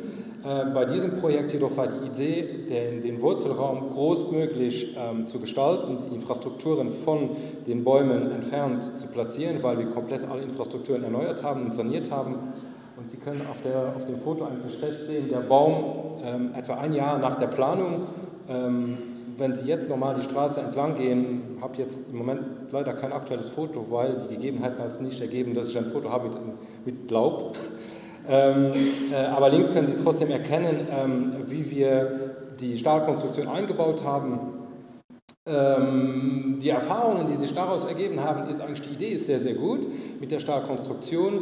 Es gibt auch viele Fabrikanten, wie diese Marke auch hier, die dann immer wieder Extensions mit anbieten. Das heißt, dass man mehrere Elemente an die Hauptkonstruktion andocken kann und auch der Ausgang des Stammes vom Baum kann auch asymmetrisch gewählt werden. Das heißt, der muss nicht unbedingt rechts, links. Das kann man eigentlich so bestellen, wie man es genau vor Ort dann auch vorfindet. Dann, womit wir dann noch experimentiert haben, ist eigentlich die Versickerungsfläche zu optimieren und dann auch zu verbessern.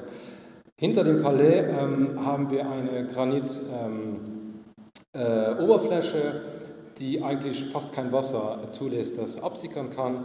Das heißt, wir haben in oder überhalb dieses Körpers haben wir experimentiert mit einer Drainagefolie, was Sie hier in Blau erkennen, wo sich das Wasser leicht stauen kann und dann mit einer gewissen Zeit dann absickern kann. Und die Steine wurden dann auf ein Bett verlegt, was aber drainagefähig ist und das Wasser kann durch die Fugen eigentlich gesichert in den Baum einziehen. Oberflächlich sieht man eigentlich nachträglich keinen Unterschied mehr. Wenn der Baum wieder entfernt werden kann, haben wir extra Fugen vorgesehen, dass die Steine entfernt werden können, der Baum ausgebaut werden kann und der Baum dann trotzdem wieder eingebaut werden kann, im Falle, wo noch was am Baum passieren muss. Die Ausdehnbarkeit des Wurzelraumes haben wir eigentlich durch den Körper ist der zwar etwas begrenzt und daraufhin haben wir eigentlich entschieden, dass wir eine andere Lösung finden müssen für die zukünftigen Projekte. Das hier ist ein viertes Fallbeispiel, was hier etwa 2-3 Straßen runter eigentlich im selben Viertel eingebaut wurde unter dem Lycée des Garçons, Projekt Rue Henri VII. Es sind sehr, sehr groß, sehr, sehr ältere gewachsene Bäume, Gut, die Baumwahl, da muss ich jetzt zu dem Herrn Faust geben. Sind Platanen. Ah, Platanen, okay. Da war die Aufgabenstellung eigentlich eher, dass der Bürgersteig sehr, sehr schlechten Zustand war und sich auch die Betonsteine eigentlich, die waren teilweise gerissen oder nicht mehr in einem guten Zustand. Das heißt, wir mussten eigentlich die komplette Fläche etwas anheben und eine Unterkonstruktion unter die Bäume implantieren. Ich habe jetzt kein aktuelles Foto von der Baustelle. Die Baustelle wurde etwa 2019 abgeschlossen.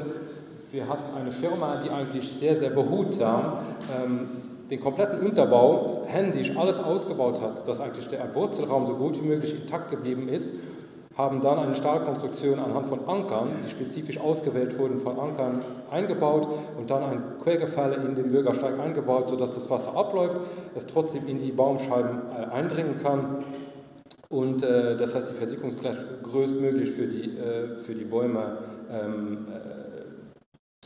vorzufinden ist.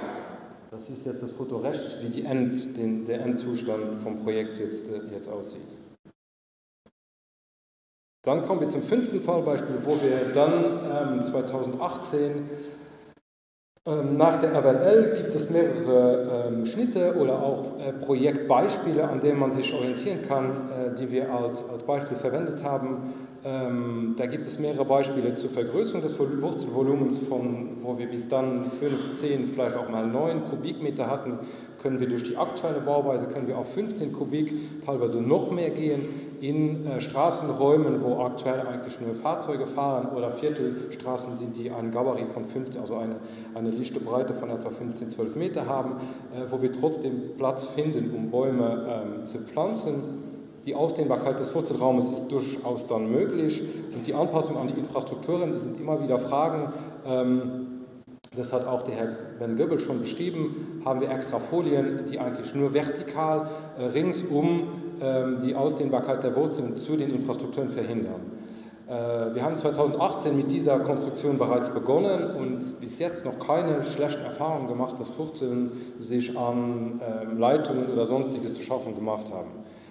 Diese Wurzelsperren werden bei uns auch in einer Tiefe von 1,50 bis 1,80 eingebaut und grundsätzlich alle Wasser-, Gas- oder sonstigen Leitungen orientieren sich normalerweise in einer Tiefe von etwa 60 cm bis 1,50 Meter.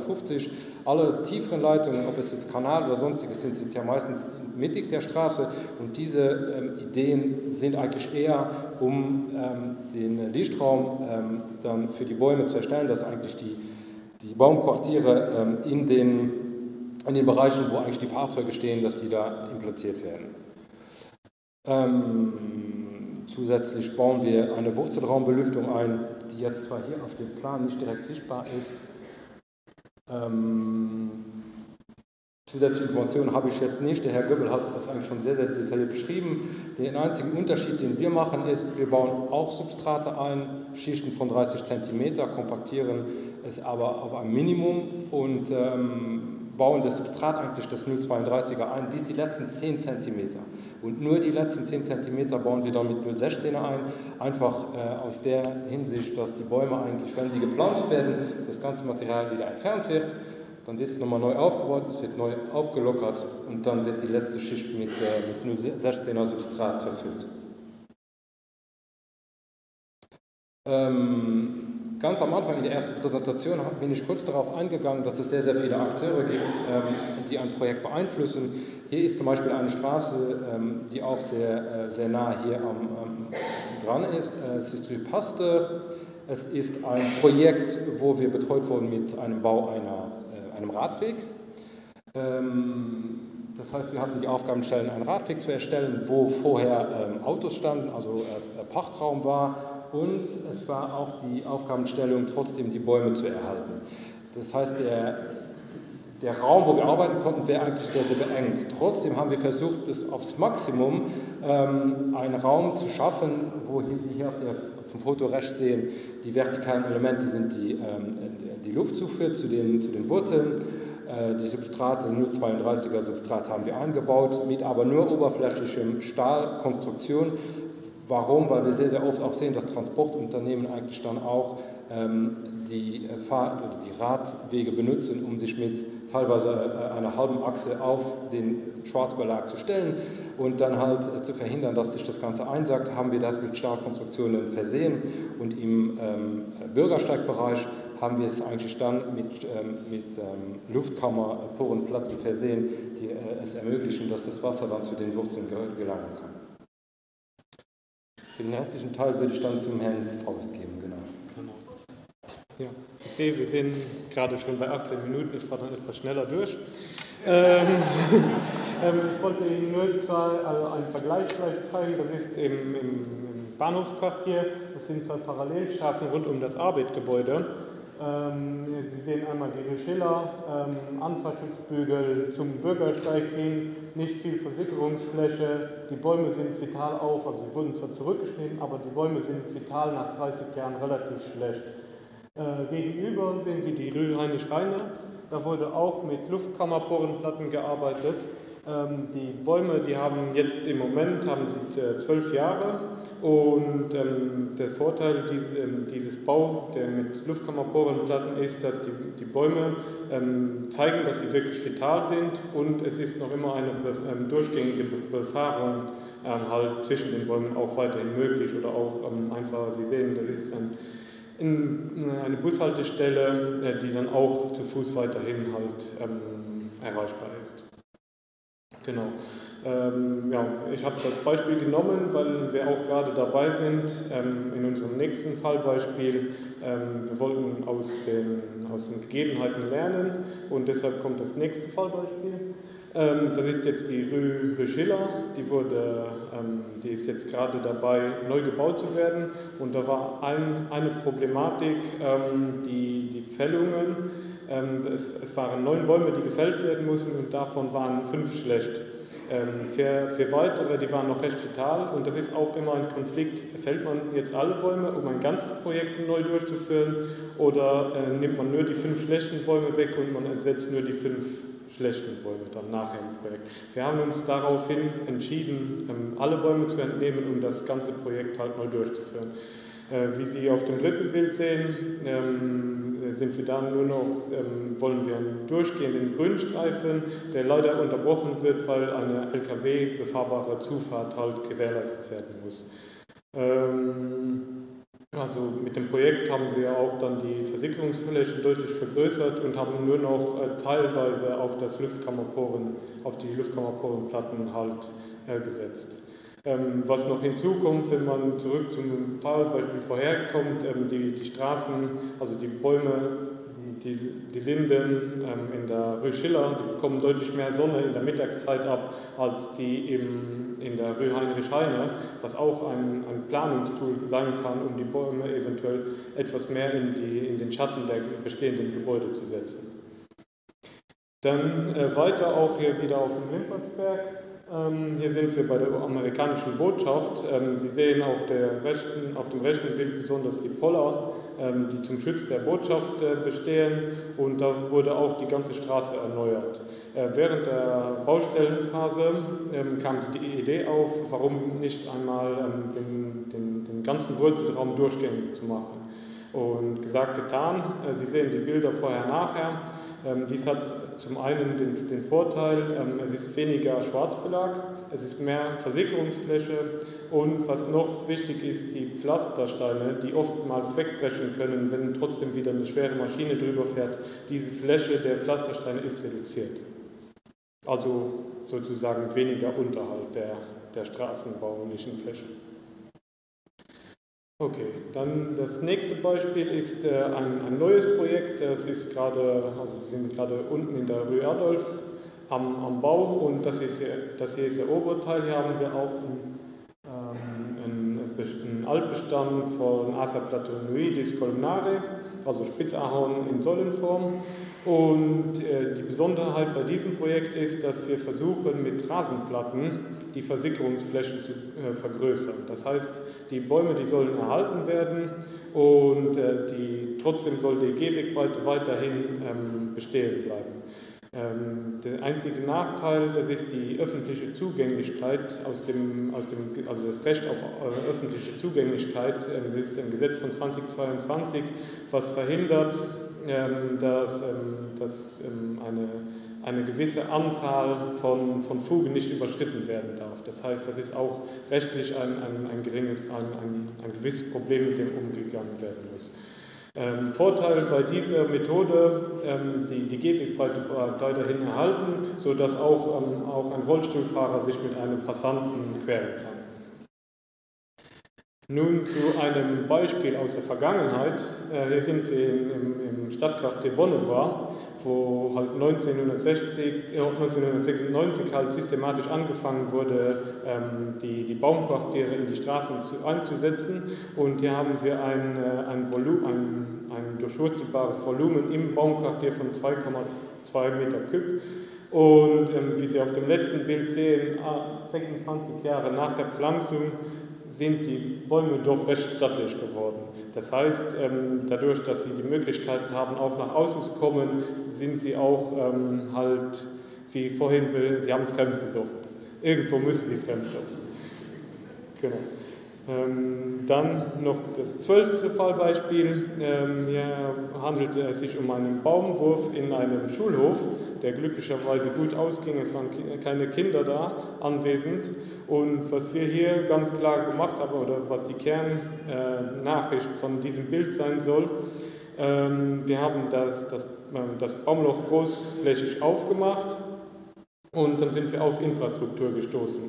Die Infrastruktur haben wir soweit abgeschottet und wir haben das Baumloch, wie auf dem dritten Bild zu sehen, einfach 4 Meter nach unten versetzt. Und was hier immens wichtig ist, was ich auch schon in verschiedenen Versammlungen halt gehört habe, ist mein Hauptsatz im Slide halt, dass kein Einsperren der Wurzeln erfolgen soll, sondern eine Abschottung der Infrastruktur von Baumwurzeln. Das ist einfach ganz wichtig, weil wir haben auch viele Projekte, wo einfach nur so eine Wurzelsperrenwanne erzeugt wurde, um halt den Baum von den Wurzeln halt abzuhalten. Genau, dann zum Schluss, wir sind bei 24 Minuten. Das 13. Fallbeispiel ist der Boulevard de la Fraternité. Auf dem ersten Bild sehen Sie 2014, da sehen Sie noch die ganze Birkenallee, die noch besteht, und 2022 ist noch ein Baum, der überlebt hat, den sehen Sie auf der rechten Seite, der auch sehr schlecht in seiner Vitalität ist. Sie sehen auch das Bild von den Straßen, also von den Baumquartieren selbst. Und ja, was wir heute gehört haben, versuchen wir dann eventuell in diesem Beispiel halt mit einzuintegrieren und somit, wir haben eine klare Aufgabenstellung, das heißt die Bäume, wir sehen es ja an den Bäumen, sie sind verschwunden und wir wollen sie halt als klare Aufgabenstellung wieder zurück in die Straßen bekommen. Vielen Dank.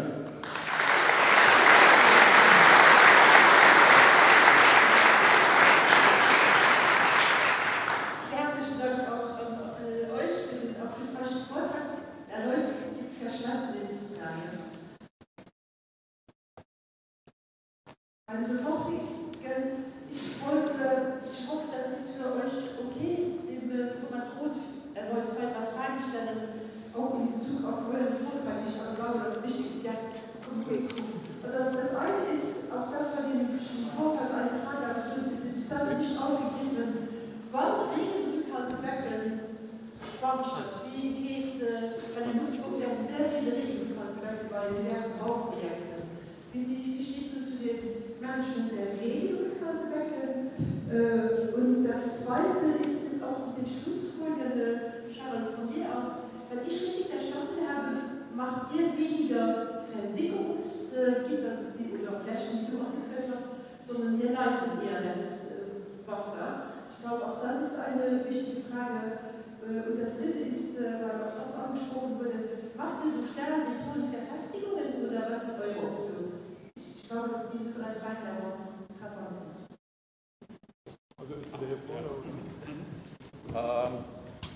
Zur letzten Frage, diese Abgrenzung zwischen den Baumstandorten und dem Wurzelraum, Da gibt es teilweise Projekte, wo wir schon auch einen Rahmen gebaut haben. Habe ich, glaube ich, in einem Projekt gezeigt. Diese Abgrenzung ist wichtig, weil rund um den Baum wir schon Baumsubstrat einbringen, aber er steht dann direkt auf dem Baumsubstrat, das habe ich, glaube ich, erwähnt. Ja. Also es braucht eine Abgrenzung, wie massiv die dann ausgeführt wird, hängt dann auch vom Projekt ab. Ja. Zur zweiten Frage bezüglich der Retention. Was der Vorteil von dem System ist, das wir propagieren, ist, dass wir Wasser von verschiedenen Situationen herleiten können. Also wir versickern nicht nur vor Ort, sondern, ich habe es gezeigt, über die Versorgung, zum Beispiel beim Praterstern, dass wir hier die Möglichkeit haben, verschiedene Wassersammelstationen und dann die auf die verschiedenen Bereiche aufzuteilen. Ja? Also das ist ein Plus, sage ich mal, dass man nicht direkt am Standort immer alles regeln muss. Hier noch eine Question. Dann ist eine Rückfrage. Ja. Ist normale Schwerkraftsystem oder das Mikrofon oder? Rein über Schwerkraft, also wir haben da keine Pumpen. Man kann es rückspülen, ja, zum Reinigen, aber es funktioniert rein über die Schwerkraft. Habe ich verstanden.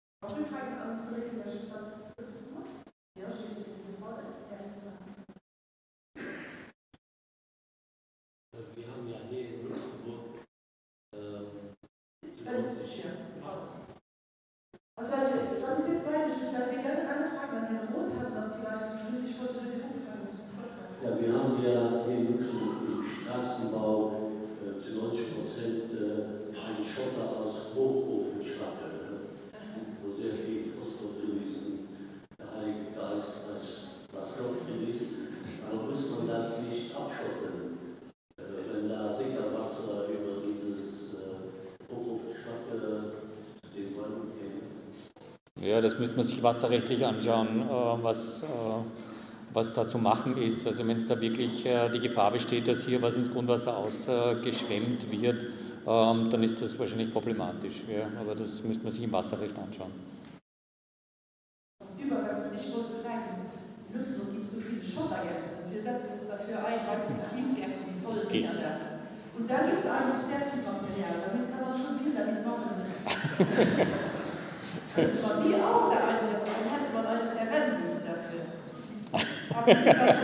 Also der Schott ist wahrscheinlich besser untergebracht unten, ja. Also von dem her gebe ich dir recht. Super, danke an die Kinder der Stadt Luxemburg. Sie werden nachher auch an den Möglichkeiten, den dann den letzten Vortrag von unseren drei Rednern aus viele Dinge und sage ich jetzt lieber es ist abgeschlossen.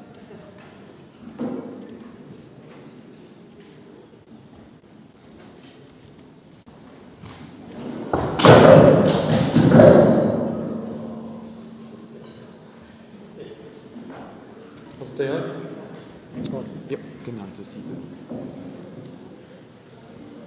So wieder davon? Ja, perfekt. Merci.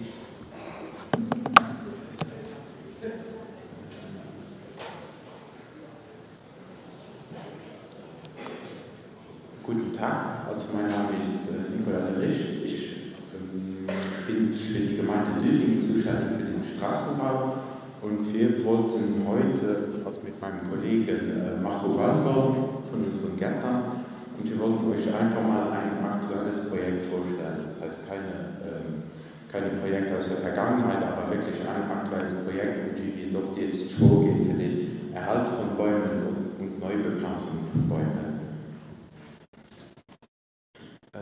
Also wir werden einmal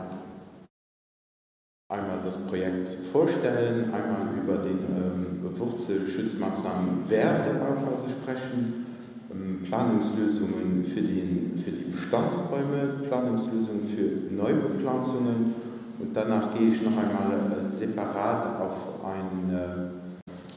also es gehört zum Projekt bei für den Erhalt von Bäumen, wo wir dachten, wir müssten diese fällen, Nachträglich hat sich aber herausgestellt, dass wir diese stehen lassen können.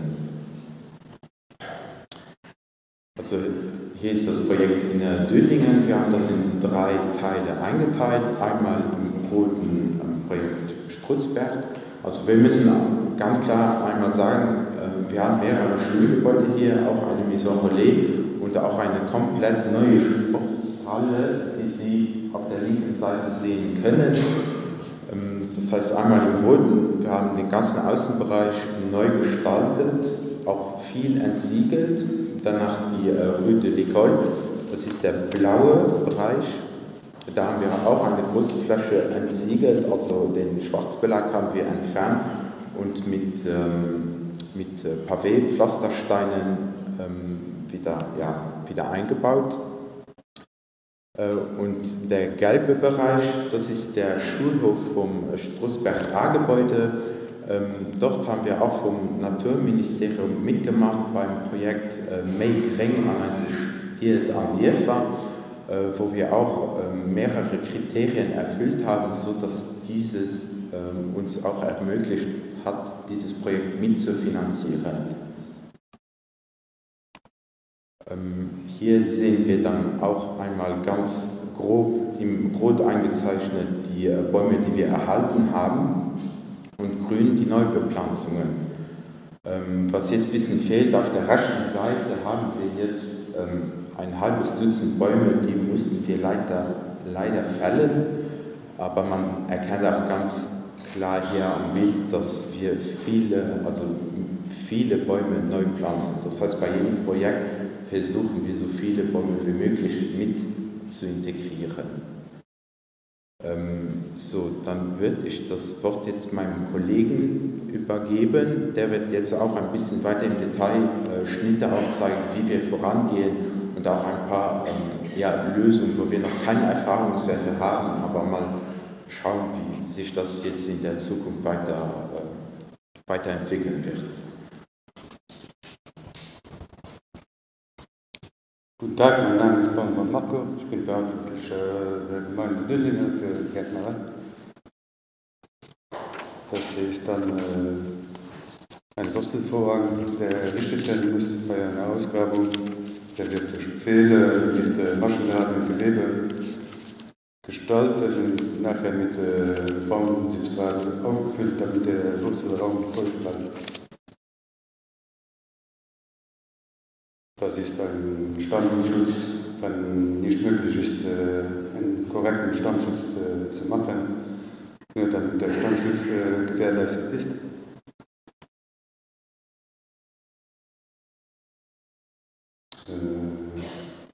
Hier wird mit Altsteinen gearbeitet, damit wir eine gerade Fläche gestalten können bei existierenden Beständen. Und das ist im Gelände. Da wird dann auch mit Steinen gearbeitet und Sitzgelegenheiten. Okay, das ist die mit Altstein. Okay, damit wir eine gerade Ebene oben haben. Und das ist im Hang. Da arbeiten wir dann mit Bänken, damit auch Sitzgelegenheiten vorhanden sind. Das ist auch ein Bestand.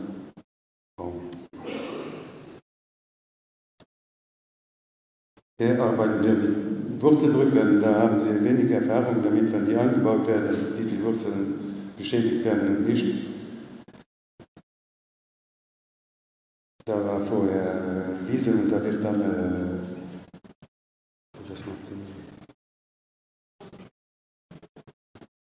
dann nachher ein Pflasterbelag drauf gemacht. Und hier ist der alte Bestandteil, da wird es gefährlich. Da wird entsiegelt. Und da muss man ganz vorsichtig im Wurzelbereich sein, damit nichts an dem Wurzelbereich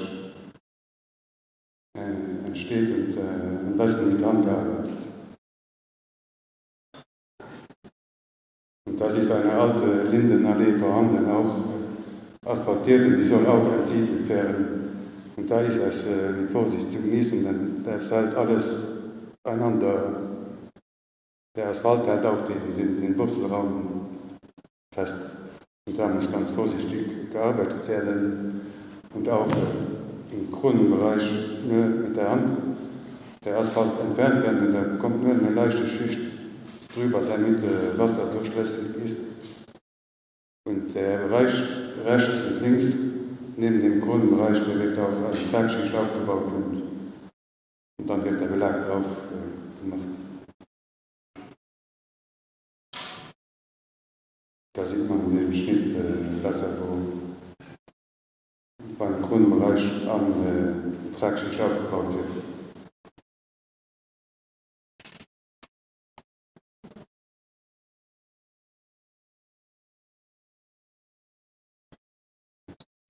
Da wird auch wieder mit den Wurzelbrücken gearbeitet und nachher mit Pflastersteinen asphaltiert und die Metallplatten werden entfernt.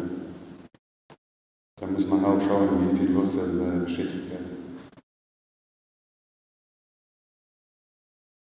Das ist dann der Schnitt mit den Pflastersteinen oben drauf.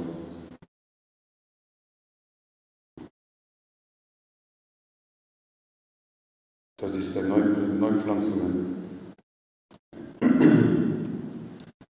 Und da kommt die Schwarmstadt und Stockholmer Art zur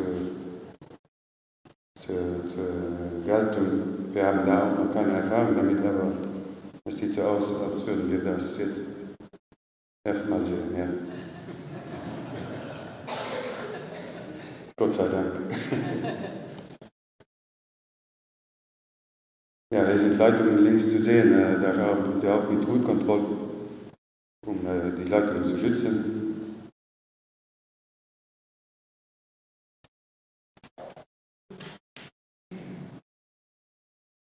Ja, da wird der Belag mit Epotizerz verfüllt, um eine schöne Flasche zu bekommen. Und mit Bodenverankerungen gearbeitet. Da ist das gleiche System, aber nur mit Pflastersteinen ausgelegt und nicht mit Epotizerz. Okay, dann gebe ich nochmal ab zu Nicola. Danke. So, jetzt hier war noch das Beispiel, was ich zeigen wollte. Auf dem Bild auf der rechten Seite neben dem orangen Fahrzeug, da hatten wir mal Beschwerden, da waren zwei Hausanschlüsse vom Kanal, die waren komplett verstopft. Und wir wussten nicht, was da los war. Dann haben wir mal eine Kamerainspektion gemacht vor dem Projekt, um zu wissen, was ist da geschehen. Und da haben wir dann gesehen, dass der Kanal von den bestehenden Bäumen komplett durchwurzelt wurde. Und durch diese hatten wir dann auch Stopfen im Kanal. Unten sehen Sie dann auch noch 3 Bilder, die sind jetzt nicht sehr scharf, aber da erkennt man, das sind Bilder von der Kamerabefahrung in dem Kanal selbst und da sieht man in der Mitte zum Beispiel, da war ein Schachtdeckel, da haben sich die Baumwurzeln durch den Kanal, also durch die Fuge in den Kanal reingedrückt und wir mussten da auch mit einem Roboter die Wurzeln leicht entfernen, damit wir trotzdem noch einen Durchfluss garantieren konnten. Daraufhin haben wir dann auch bei dem Naturministerium angefragt, um diese Bäume zu fällen. Das war jetzt natürlich auch die einfachste Lösung, Baum weg. Aber das wurde uns auch verweigert. Das ist auch in Ordnung, weil die Bäume in einem sehr guten Zustand waren. Das heißt, wir mussten die Bäume erhalten und mussten dann nach einer Alternative suchen. Die Alternative, die wir dann hatten, den Kanal, der sich im Gehweg befand, haben wir dann einfach in den Straßenraum mit eingefügt, sodass der bestehende Kanal, dass wir den aus dem Betrieb nehmen konnten. Dadurch sind wir auch nicht an die Wurzeln gegangen und konnten somit auch die Bäume erhalten. Das heißt, da hatten wir noch einmal Glück. Und im Gehweg neben den Häusern, da hatten wir auch ein bisschen Angst, okay, wenn der Zustand vom Kanal jetzt so aussieht, wie sieht es dann im Gehweg aus? Das heißt ja, also das Projekt ist gerade in der Exekution und da haben wir auch zuerst einmal ein paar Baufugen gemacht, wo wir dann geschaut haben, okay, wie sieht der Zustand überhaupt aus? Sind die Wurzeln jetzt im kompletten Gehweg oder einfach nur in den Bauminseln? Da hat sich aber dann herausgestellt, dass die Wurzeln vom Baum sich hauptsächlich bis zum Kanal gewachsen sind und nicht in den Gehweg. Das heißt, im Gehweg konnten wir unsere also Anschlüsse, Gas etc. und auch die von der Post, Kreos etc. einfügen und mussten somit da nicht auch nach einer Alternative suchen. Aber das hat sich so gut ergeben und somit konnten wir dann auch Bäume erhalten. Also das Ziel ist wirklich nicht bei einem Problem zu suchen, okay, der Baum ist das Problem, aber versuchen diesen zu erhalten und nach einer Alternative zu suchen. So, ja, das war auch schon der letzte Slide, den wir hatten.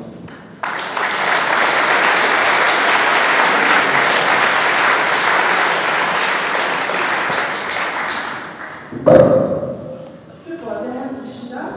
Ich würde die Rückfragen jetzt alle zusammennehmen mit anderen Referenten und Dialogen. Ich glaube, es gibt auch viele Tische, das halt stehen, für die Diskussionsrunde. Oder hat eine spezifische Frage, die anderen Kollegen kommen? Eine Rückfrage? Ich habe das letzte Beispiel aus der sympathischen Gründen. Ihr habt jetzt wieder weniger Wassermanagement noch auf dem Radar, oder? Ja. Ich glaube, das ist auch eine Erkenntnis von heute, wie deutlich das Wassermanagement. Wenn ihr noch einen fertigen Bedarf habt, dann kriegt ihr eine kurze Aussprache von Herrn Moritz Bauer, der Stadt Luxemburg, sehr kurz, der uns auf den Part einlädt. Also wer jetzt geht, der kriegt keinen Biowein. So, sind noch Rückfragen? Dann will ich die Kollegen auch, ich weiß nicht, wie wahrscheinlich gibt es eine neue Doppelbrille, das ich nicht kann. Romer Strauß ist Medizinmeister, der Vertreter des Mobilitätsministeriums, ob er vielleicht kurz was sagen möchte zu den Ausführungen. Ich komme einfach hoch.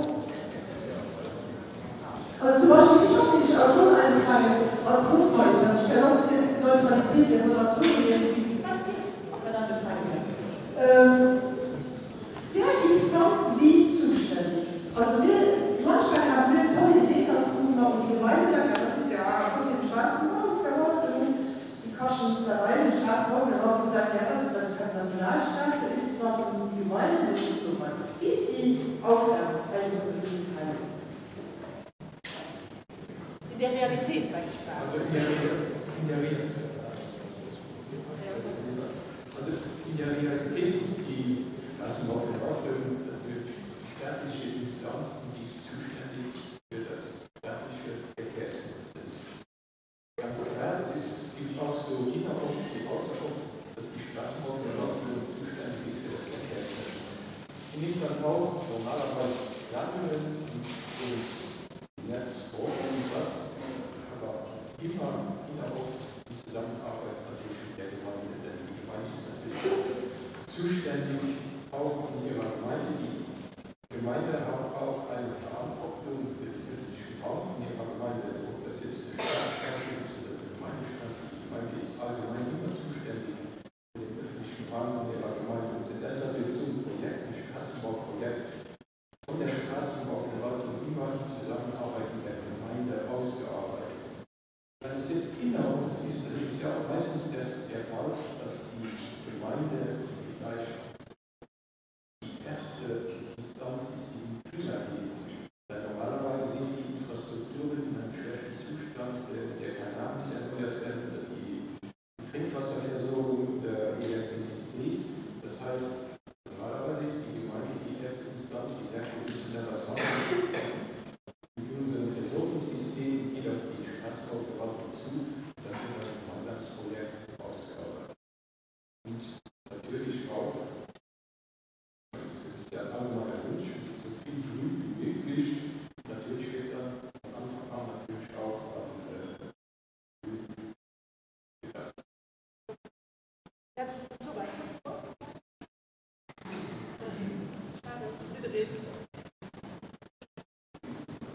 So, sind noch irgendwelche Fragen, Äußerungen zu dem heute gesagt haben? Wen auch immer der hier oben steht. Ja, ganz, ist das okay, dass Sie abschließend laut reden? Das geht auch noch. Es ist höher als meine.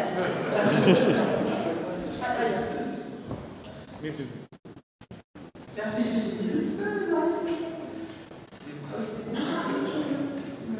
Dankeschön. Ich habe noch folgende Frage, vor allem auch die Traumstadt. Meine Erfahrung ist, dass die technische Illustrator sehr nährstoffarm sind. Wir haben noch nicht über Nährstoffe gesprochen. Wie ist das mit der Traumstadt? Sie bringen natürlich ganz viele Nährstoffe rein, aber wie ist die Langzeitwirkung, vor allem bei völlig vernichteten Oberarten sozusagen? Und wird diese Situation vielleicht auch noch verstärkt, indem die, ich sag mal, Wasser von den Dächern über die Baumstandorte einleiten, natürlich mit einer Drainage wegführen, wenn es nicht da ist, aber haben Sie Erfahrungswerte? Langfristige noch keine, aber es gibt einen Düngerversuch an einem Standort, wo wir keine Effekte feststellen an Baumzuwachs, also an den gedüngten und ungedüngten Bäumen gibt es jetzt keine signifikanten Unterschiede, aber man muss sich das natürlich ja noch langfristig anschauen. Wenn man aber, da finde ich diese Kanalbeispiele einfach immer super. Was sucht der Baum und was findet er? Und er überlebt genau dort, wenn er zu Luft, Wasser und diese Bedingungen hat er im Kanal eigentlich am besten und dann hat er auch noch Nährstoffe. Also vielleicht sollte man überall Kanäle bauen, die man doch wurzelbar machen. Also man kann an diesen Beispielen sehr wohl sehen, dass die Bäume an diesen Standorten überleben können. Also ich hätte da, glaube ich, keine Bedenken und die Langfristigkeit der Nährstoffversorgung versuchen wir über die Pflanzenkohle abzudecken, die aufgeladen ist.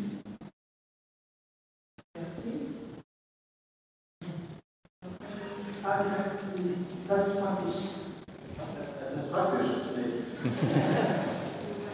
Das ist praktisch, ja. Wahnsinnig spannende, sehr technische, hochtechnische Beispiele, als unabhängig von Betroffenen wachsen. Deswegen, wenn der Thomas in dem Vortrag was geht, haben wir gesehen, zum Schluss auch noch Pflanzprojekt 7000 von Beuys, bei dem eigentlich ganz gezielt im städtischen Raum auch sehr einfache Standortherstellung gewählt wurde. Ich denke, ein zentrales Moment für mich, und ich denke, das gilt für alle Beispiele, die wir gesehen haben, oder viele. Der Thomas hat das erzählt, Wasser, Luft vor allem im Boden, also Verdichtung ist sozusagen eines der größten Feinde für städtische Baumpflanzungen. Und mich wundert es dann, wenn wir sehr viele technische Lösungen sehen, wo dann zum Beispiel 0,32 oder 0,56 aus Substraten eingebaut werden, die so verdichtet werden müssen wieder, dass sie eine Tragfähigkeit erreichen. Da hat mich dann dieses Schwammstadtsystem insofern beeindruckt, weil ich sage, der bauliche Struktur ist tragfähig und die Bäume können dazwischen wachsen. Ich meine, wir haben an vielen städtischen Beispielen auf Trümmergrundstücken die Situation gehabt, dass wir also keinen Unterboden hatten, sondern sozusagen Schutt mit einem sehr hohen Strukturanteil und viele Bäume sind damit wunderbar gewachsen. Okay, und ich denke, das sind Beispiele, die für die städtischen Pflanzungen gelten. Ich glaube, man muss das im Hinterkopf behalten, bevor man jetzt sozusagen extrem technische Lösungen favorisiert, bis hin zu diesen Metallkonstruktionen, die ja auch dazu dienen, den Wurzelraum sozusagen vor Fettigen letztendlich zu schützen. Also ein Aufruf, pflanzt Bäume, aber sozusagen guckt den technischen Aufwand dabei zu minimieren. Ich glaube, da ist eine Zustimmung, oder? Also ich kann dir da voll zustimmen, klar. Und wir haben es ja kurz vorher in der Pause diskutiert und ich werde immer wieder damit konfrontiert, jazzen wir das Ganze nicht völlig nach oben und da müssen wir vorsichtig sein. Ja? Es geht darin, uns nicht darum, dass die Baufirmen mehr verdienen an jedem Baumstandort, sondern so einfach wie möglich, bin ich ganz bei dir. Und die Beispiele, wir haben in Wien ja genauso die Situation, halb Wien steht auf Bauschutt, ja, und dort wachsen die Bäume hervorragend in diesen schottrigen, luftigen Substraten. Ja. Wo wir aufpassen müssen, ist an Standorten, und der Straßenbau hat seit den 70er Jahren massiv gelernt. Die Vorschriften sind höher geworden. Bei uns ist es die RVS, die da Vorschreibungen gibt, was die Verdichtungsleistungen betrifft, der Tragschichten und der Frostschutzschichten. Und da sind die Substrate einfach, also nicht die Substrate, sondern die Tragschichten einfach so perfekt geworden, dass unsere Bäume hier nicht mehr reinwurzeln können. Und das hat noch in den 70er Jahren, bis in die 70er Jahren kann man das eigentlich ganz gut beobachten, noch ganz gut funktioniert. Ich habe von meinem Vorgänger einen alten Diakasten geerbt und da hatten wir alte Aufnahmen von Straßen in Wien und ich hatte Wien als Kind irgendwie so ein bisschen grau in Erinnerung, das stimmt überhaupt nicht. Wien war sehr grün, auch damals schon. Und umgekehrt, ich habe dann Fotos von genau diesen selben Standorten wieder gemacht, mit Erschrecken, wie viele Bäume uns da rausgefallen sind an genau diesen Standorten. Ich hatte auch ein Beispiel drinnen, dass diese Kastanienallee aus den 70er Jahren direkt vor Schönbrunn, die ganz vital waren und die genau, wie du sagst, in dieser Erde möchte ich gar nicht sagen, in diesen Standorten gewachsen sind. Ja. Also so wenig aufwendig wie möglich, aber an solchen Standorten, die so intensiv bespielt werden, trotzdem versuchen, und da wieder diesen Begriff der grünen Infrastruktur, die ich versuche so auf die politische Seite zu spielen. Infrastruktur heißt immer, hey, das kostet Geld. Ja klar, wenn ich den Kanal dann da drüben neu baue, das kostet noch verdammt mehr Geld als alles andere. Ja. Weil wir bei Thema Technik sind, Herr Philipp hat in der Pause angesprochen, das ist ja auch eine kulturelle Dimension. Ich wollte vielleicht einen Satz sagen dazu, ich weiß nicht, ob man brauchen möchte.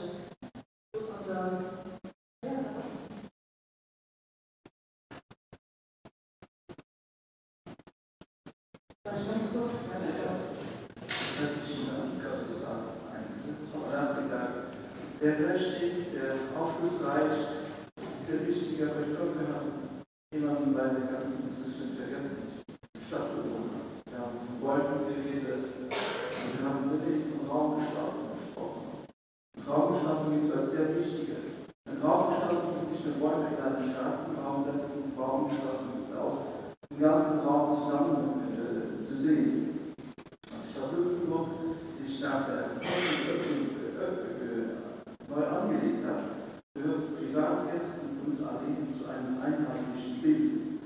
Und es war nicht ein Baum, der irgendwie gesagt wurde, aus Umweltüberlegungen heraus, das auch, das ganz sicherlich auch, aber das ganze Privatgarten, Raum, Straßen, Einheit, Sichtachsen sind sehr wichtige Aspekte, aber auch ein wesentlicher anderer Aspekt gehört damals dazu, den glaube ich, auch in den Diskussionen über Umweltkulturerbe und Klimawandel geht immer die Rede davon, Alleen zu planieren.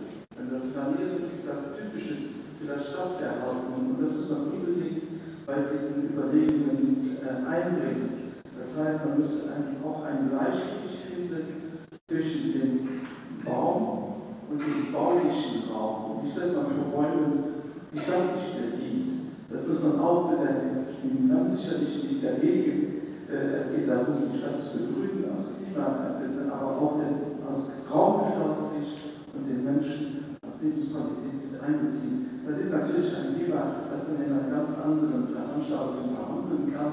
Würde ich mir wünschen. Heute Nachmittag war es eher technisch, was sehr, sehr wichtig ist. Im Vortrag wurde das auch angesprochen, Sie haben das auch gezeigt. Aber das wäre ein Thema eigentlich, das man noch vertiefen könnte. Vielen Dank. Die Frage des staatlichen, wie das kulturhistorische Aspekt der Bäume auch als sehr wichtig. Deshalb danke für die Worte. Marc, der Kulturhistoriker vom Hof, wo immer noch etwas, ne? Wo erraten wollte, die größer zu sagen. Also ich kann es mit zwei Händen unterschreiben, was auch der Friedmann soeben gesagt hat. Das ist wirklich das ganz wichtige Element, dass eine Raumgestaltung ist, das etwas mit Architektur zu tun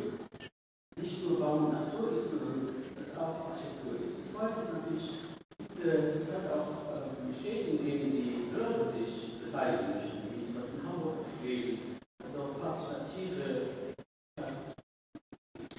Baumkarte angenommen werden. Die Leute sagen, das war zustande gemacht, in Regelungsabschnitt so viele Bäume, mir fehlen die Bäume. Wir werden auch uns einsetzen, sie nicht nur pflanzen zu lassen, sondern auch selbst damit zu arbeiten. Also sogar finanziell, aber auch in der Pflege. Da kommt ein Element hinzu, das für diese Zeit nicht unwesentlich ist, weil viele Menschen auch das Interesse entwickelt haben. Ja, also jetzt als eine der Personen von Ökocenter, ich glaube, also wenn wir Bäume thematisieren, gestaltendes Element, aber ansonsten muss ich sagen, der Mensch wird ja nicht vergessen. Ich glaube, man braucht heute auch technische Mittel, um angesichts der Klimaveränderungen. Das ist einfach so die Lebensqualität und die Verschattung und ein gutes Klima und das Gesundheitsbelastung durch Erhitzung. Das gehört ja auch zu Menschen. Ich habe das nicht so gerne gesagt, das wird nicht über die Menschen gesprochen, über Bäume. Die gestalten wir nicht ausreichend. Das ist klar. Aber ansonsten geht das ja auch um die Menschen. Wir wollen doch, ich glaube, nach 2, 3 Wochen wird der Saal nähert sich wirklich etwas mehr. Und dann, ja, ich wollte einfach nur darauf hinweisen, dass bei der Planung von neuen Quartieren man natürlich sehr viele Konflikte hat. Und als Stadtplanerin ist ein Konflikt, der mir besonders nahe geht, das ist, wenn man Bäume pflanzt, dann hat man sehr schnell Schwierigkeiten mit CGDs, weil die ja parken müssen und ein Fenster machen können und Geld, aber die Grundrisse noch nicht. Und da würde ich mir wünschen, dass es da vielleicht im Vorfeld einfach mehr Kommunikation gibt, damit man einfach sicher ist, dass man ein Lichtprofil kriegt, dass man eine richtige schöne Straßenprofil kriegt, dann schließe ich mich auch noch in den Filter an. Und dass man nicht am Ende aus Platzmangel und wegen anderen Zwängen auf die Bäume verzichten muss. Ja, finde ich auch noch. CGDs macht uns auch viel Spaß bei Solarzellen auf der Straße. Ich wollte aber noch mal darauf hinweisen, dass ich sehr viel Glück habe, und dass es bisher noch keine größere Katastrophen gab. Und ich freue mich eigentlich sehr über so einen professionellen Dienst. Also, das ist kein Fallbild hier. Nee, auch nicht. Okay, möchte einfach den Herrn hier oben. Ich bin die Kundenfrau. Ich wollte nur mal kurz anmerken zu Ihrer Frage, für den CGDs, die Schleppkurven von den Feuerwehrfahrzeugen, die werden bei uns auch berücksichtigt. Also jetzt einfach nur das aktuelle Beispiel, der Schulhof vom Strutzberg A, da haben wir zuerst einmal mit den Schleppkurven geschaut und zusammen mit den CGDs, was für Fahrzeuge fahren da durch, dass die auch schön um das Gebäude herumfahren können, ohne dass jetzt links eine Bank steht, rechts ein Baum. Also das wird schon mit in die Projekte mit eingebracht. So, ich glaube, das schließen wir auch aus. Ich sage mal zum Schluss, wenn wer einer heute Nacht nicht geschlafen hat, weil er eine Frage gestoßen wird, der sollte noch stellen. Dann will ich mich noch einmal sehr herzlich bei Ihnen und bei unseren Referenten alle danken für den sehr aufschlussreichen Nachmittag. Nochmal zur Erinnerung, sowohl der Fahrtrag im Videoformat als auch die Folien werden online in einigen Tagen auf der Internetseite von Politik und Ökocenter einzuladen sein. Da finden Sie auch viele andere Videos. Und vor der Tür finden Sie Unterlagen zum Thema Verschrühen der Ortschaften, die wir auch im Kammer erstellt haben. Danke nochmal, herzlichen Dank an Sie und dann, Herr Bauer, Sie haben zum Platz ein.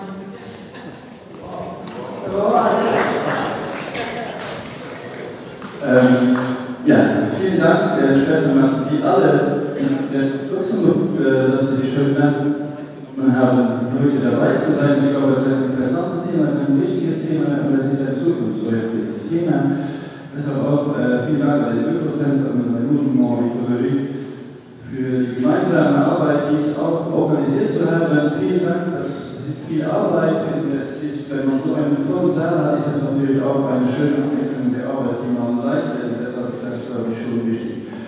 Vielen Dank an Professor Roth für die Ausführungen. Und ich muss sagen, dass wir als Stadt Luxemburg uns jetzt in der letzten Stadtratserklärung auch ganz klar dem Thema des Klimawandels und der Klimakrise und des Umweltschutzes verpflichtet haben, indem wir dies auch als eine absolute Priorität der Stadt eingestellt festgeschrieben haben in unserem Koalitionsvertrag.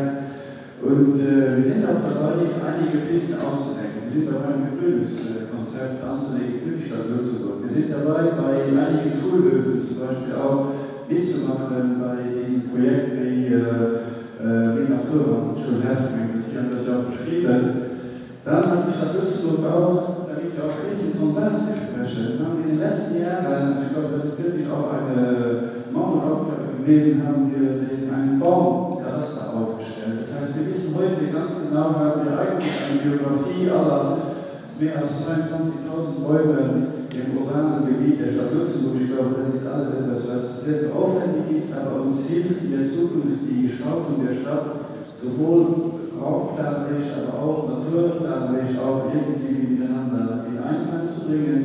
Und Sie werden da auf diesem Weg sicherlich weiterhelfen. Ich glaube auch, ich möchte mich auch nochmal bei Joey Welter und Herr Fautsch und Herr Kranisch von der Stadt Luxemburg und unserer Stadtverwaltung bedanken, dass Sie so sich eingebracht haben in diese Organisation. Ich glaube, Sie sind tagtäglich eigentlich mit diesen Herausforderungen konfrontiert, denn ich später aus vor einer Woche stand ich genau hier auf diesem Platz, haben wir Einwohnern des Viertels von Limbersberg hier die Neugestaltung einer Straße vorgestellt.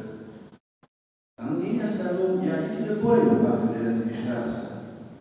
Weil die Hälfte der Mitmenschen waren ganz klar für Bäume, aber die andere Hälfte hat genauso geschrien, ja, wir wollen mehr Parkplätze. Das ist eine dieser Herausforderungen, ich glaube schon, wir haben uns ganz klar dazu verpflichtet und auch entschieden, wir wollen das auch machen, dass wir mehr Bäume im öffentlichen Raum brauchen.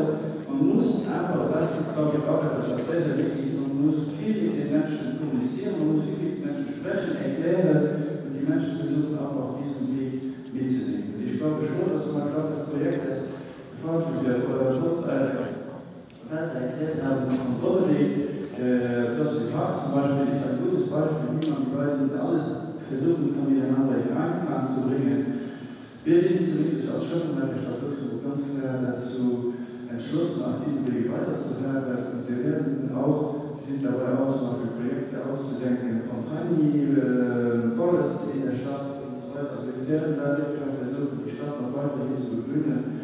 Wir haben auch in der Vergangenheit, wenn wir die Städte erneuert haben, haben wir versucht, mehr Bäume dazu zu gewinnen. Es reicht vielen Leuten vielleicht nicht, aber wir haben versucht, mehr Bäume anzupflanzen und zumindest auch noch die multidisziplinäre Möglichkeit der Klasse auch beizutragen. Also wir werden auf diesem Weg jedenfalls weiterfahren und ich glaube schon, dass wir noch mit dem Movement einige Austausche haben werden und diesen noch Angriff vertiefen. Vielen Dank und schönen Abend noch. Und ich darf Sie dann wirklich auch das Bild auf den Luftflug an. Vielen Dank.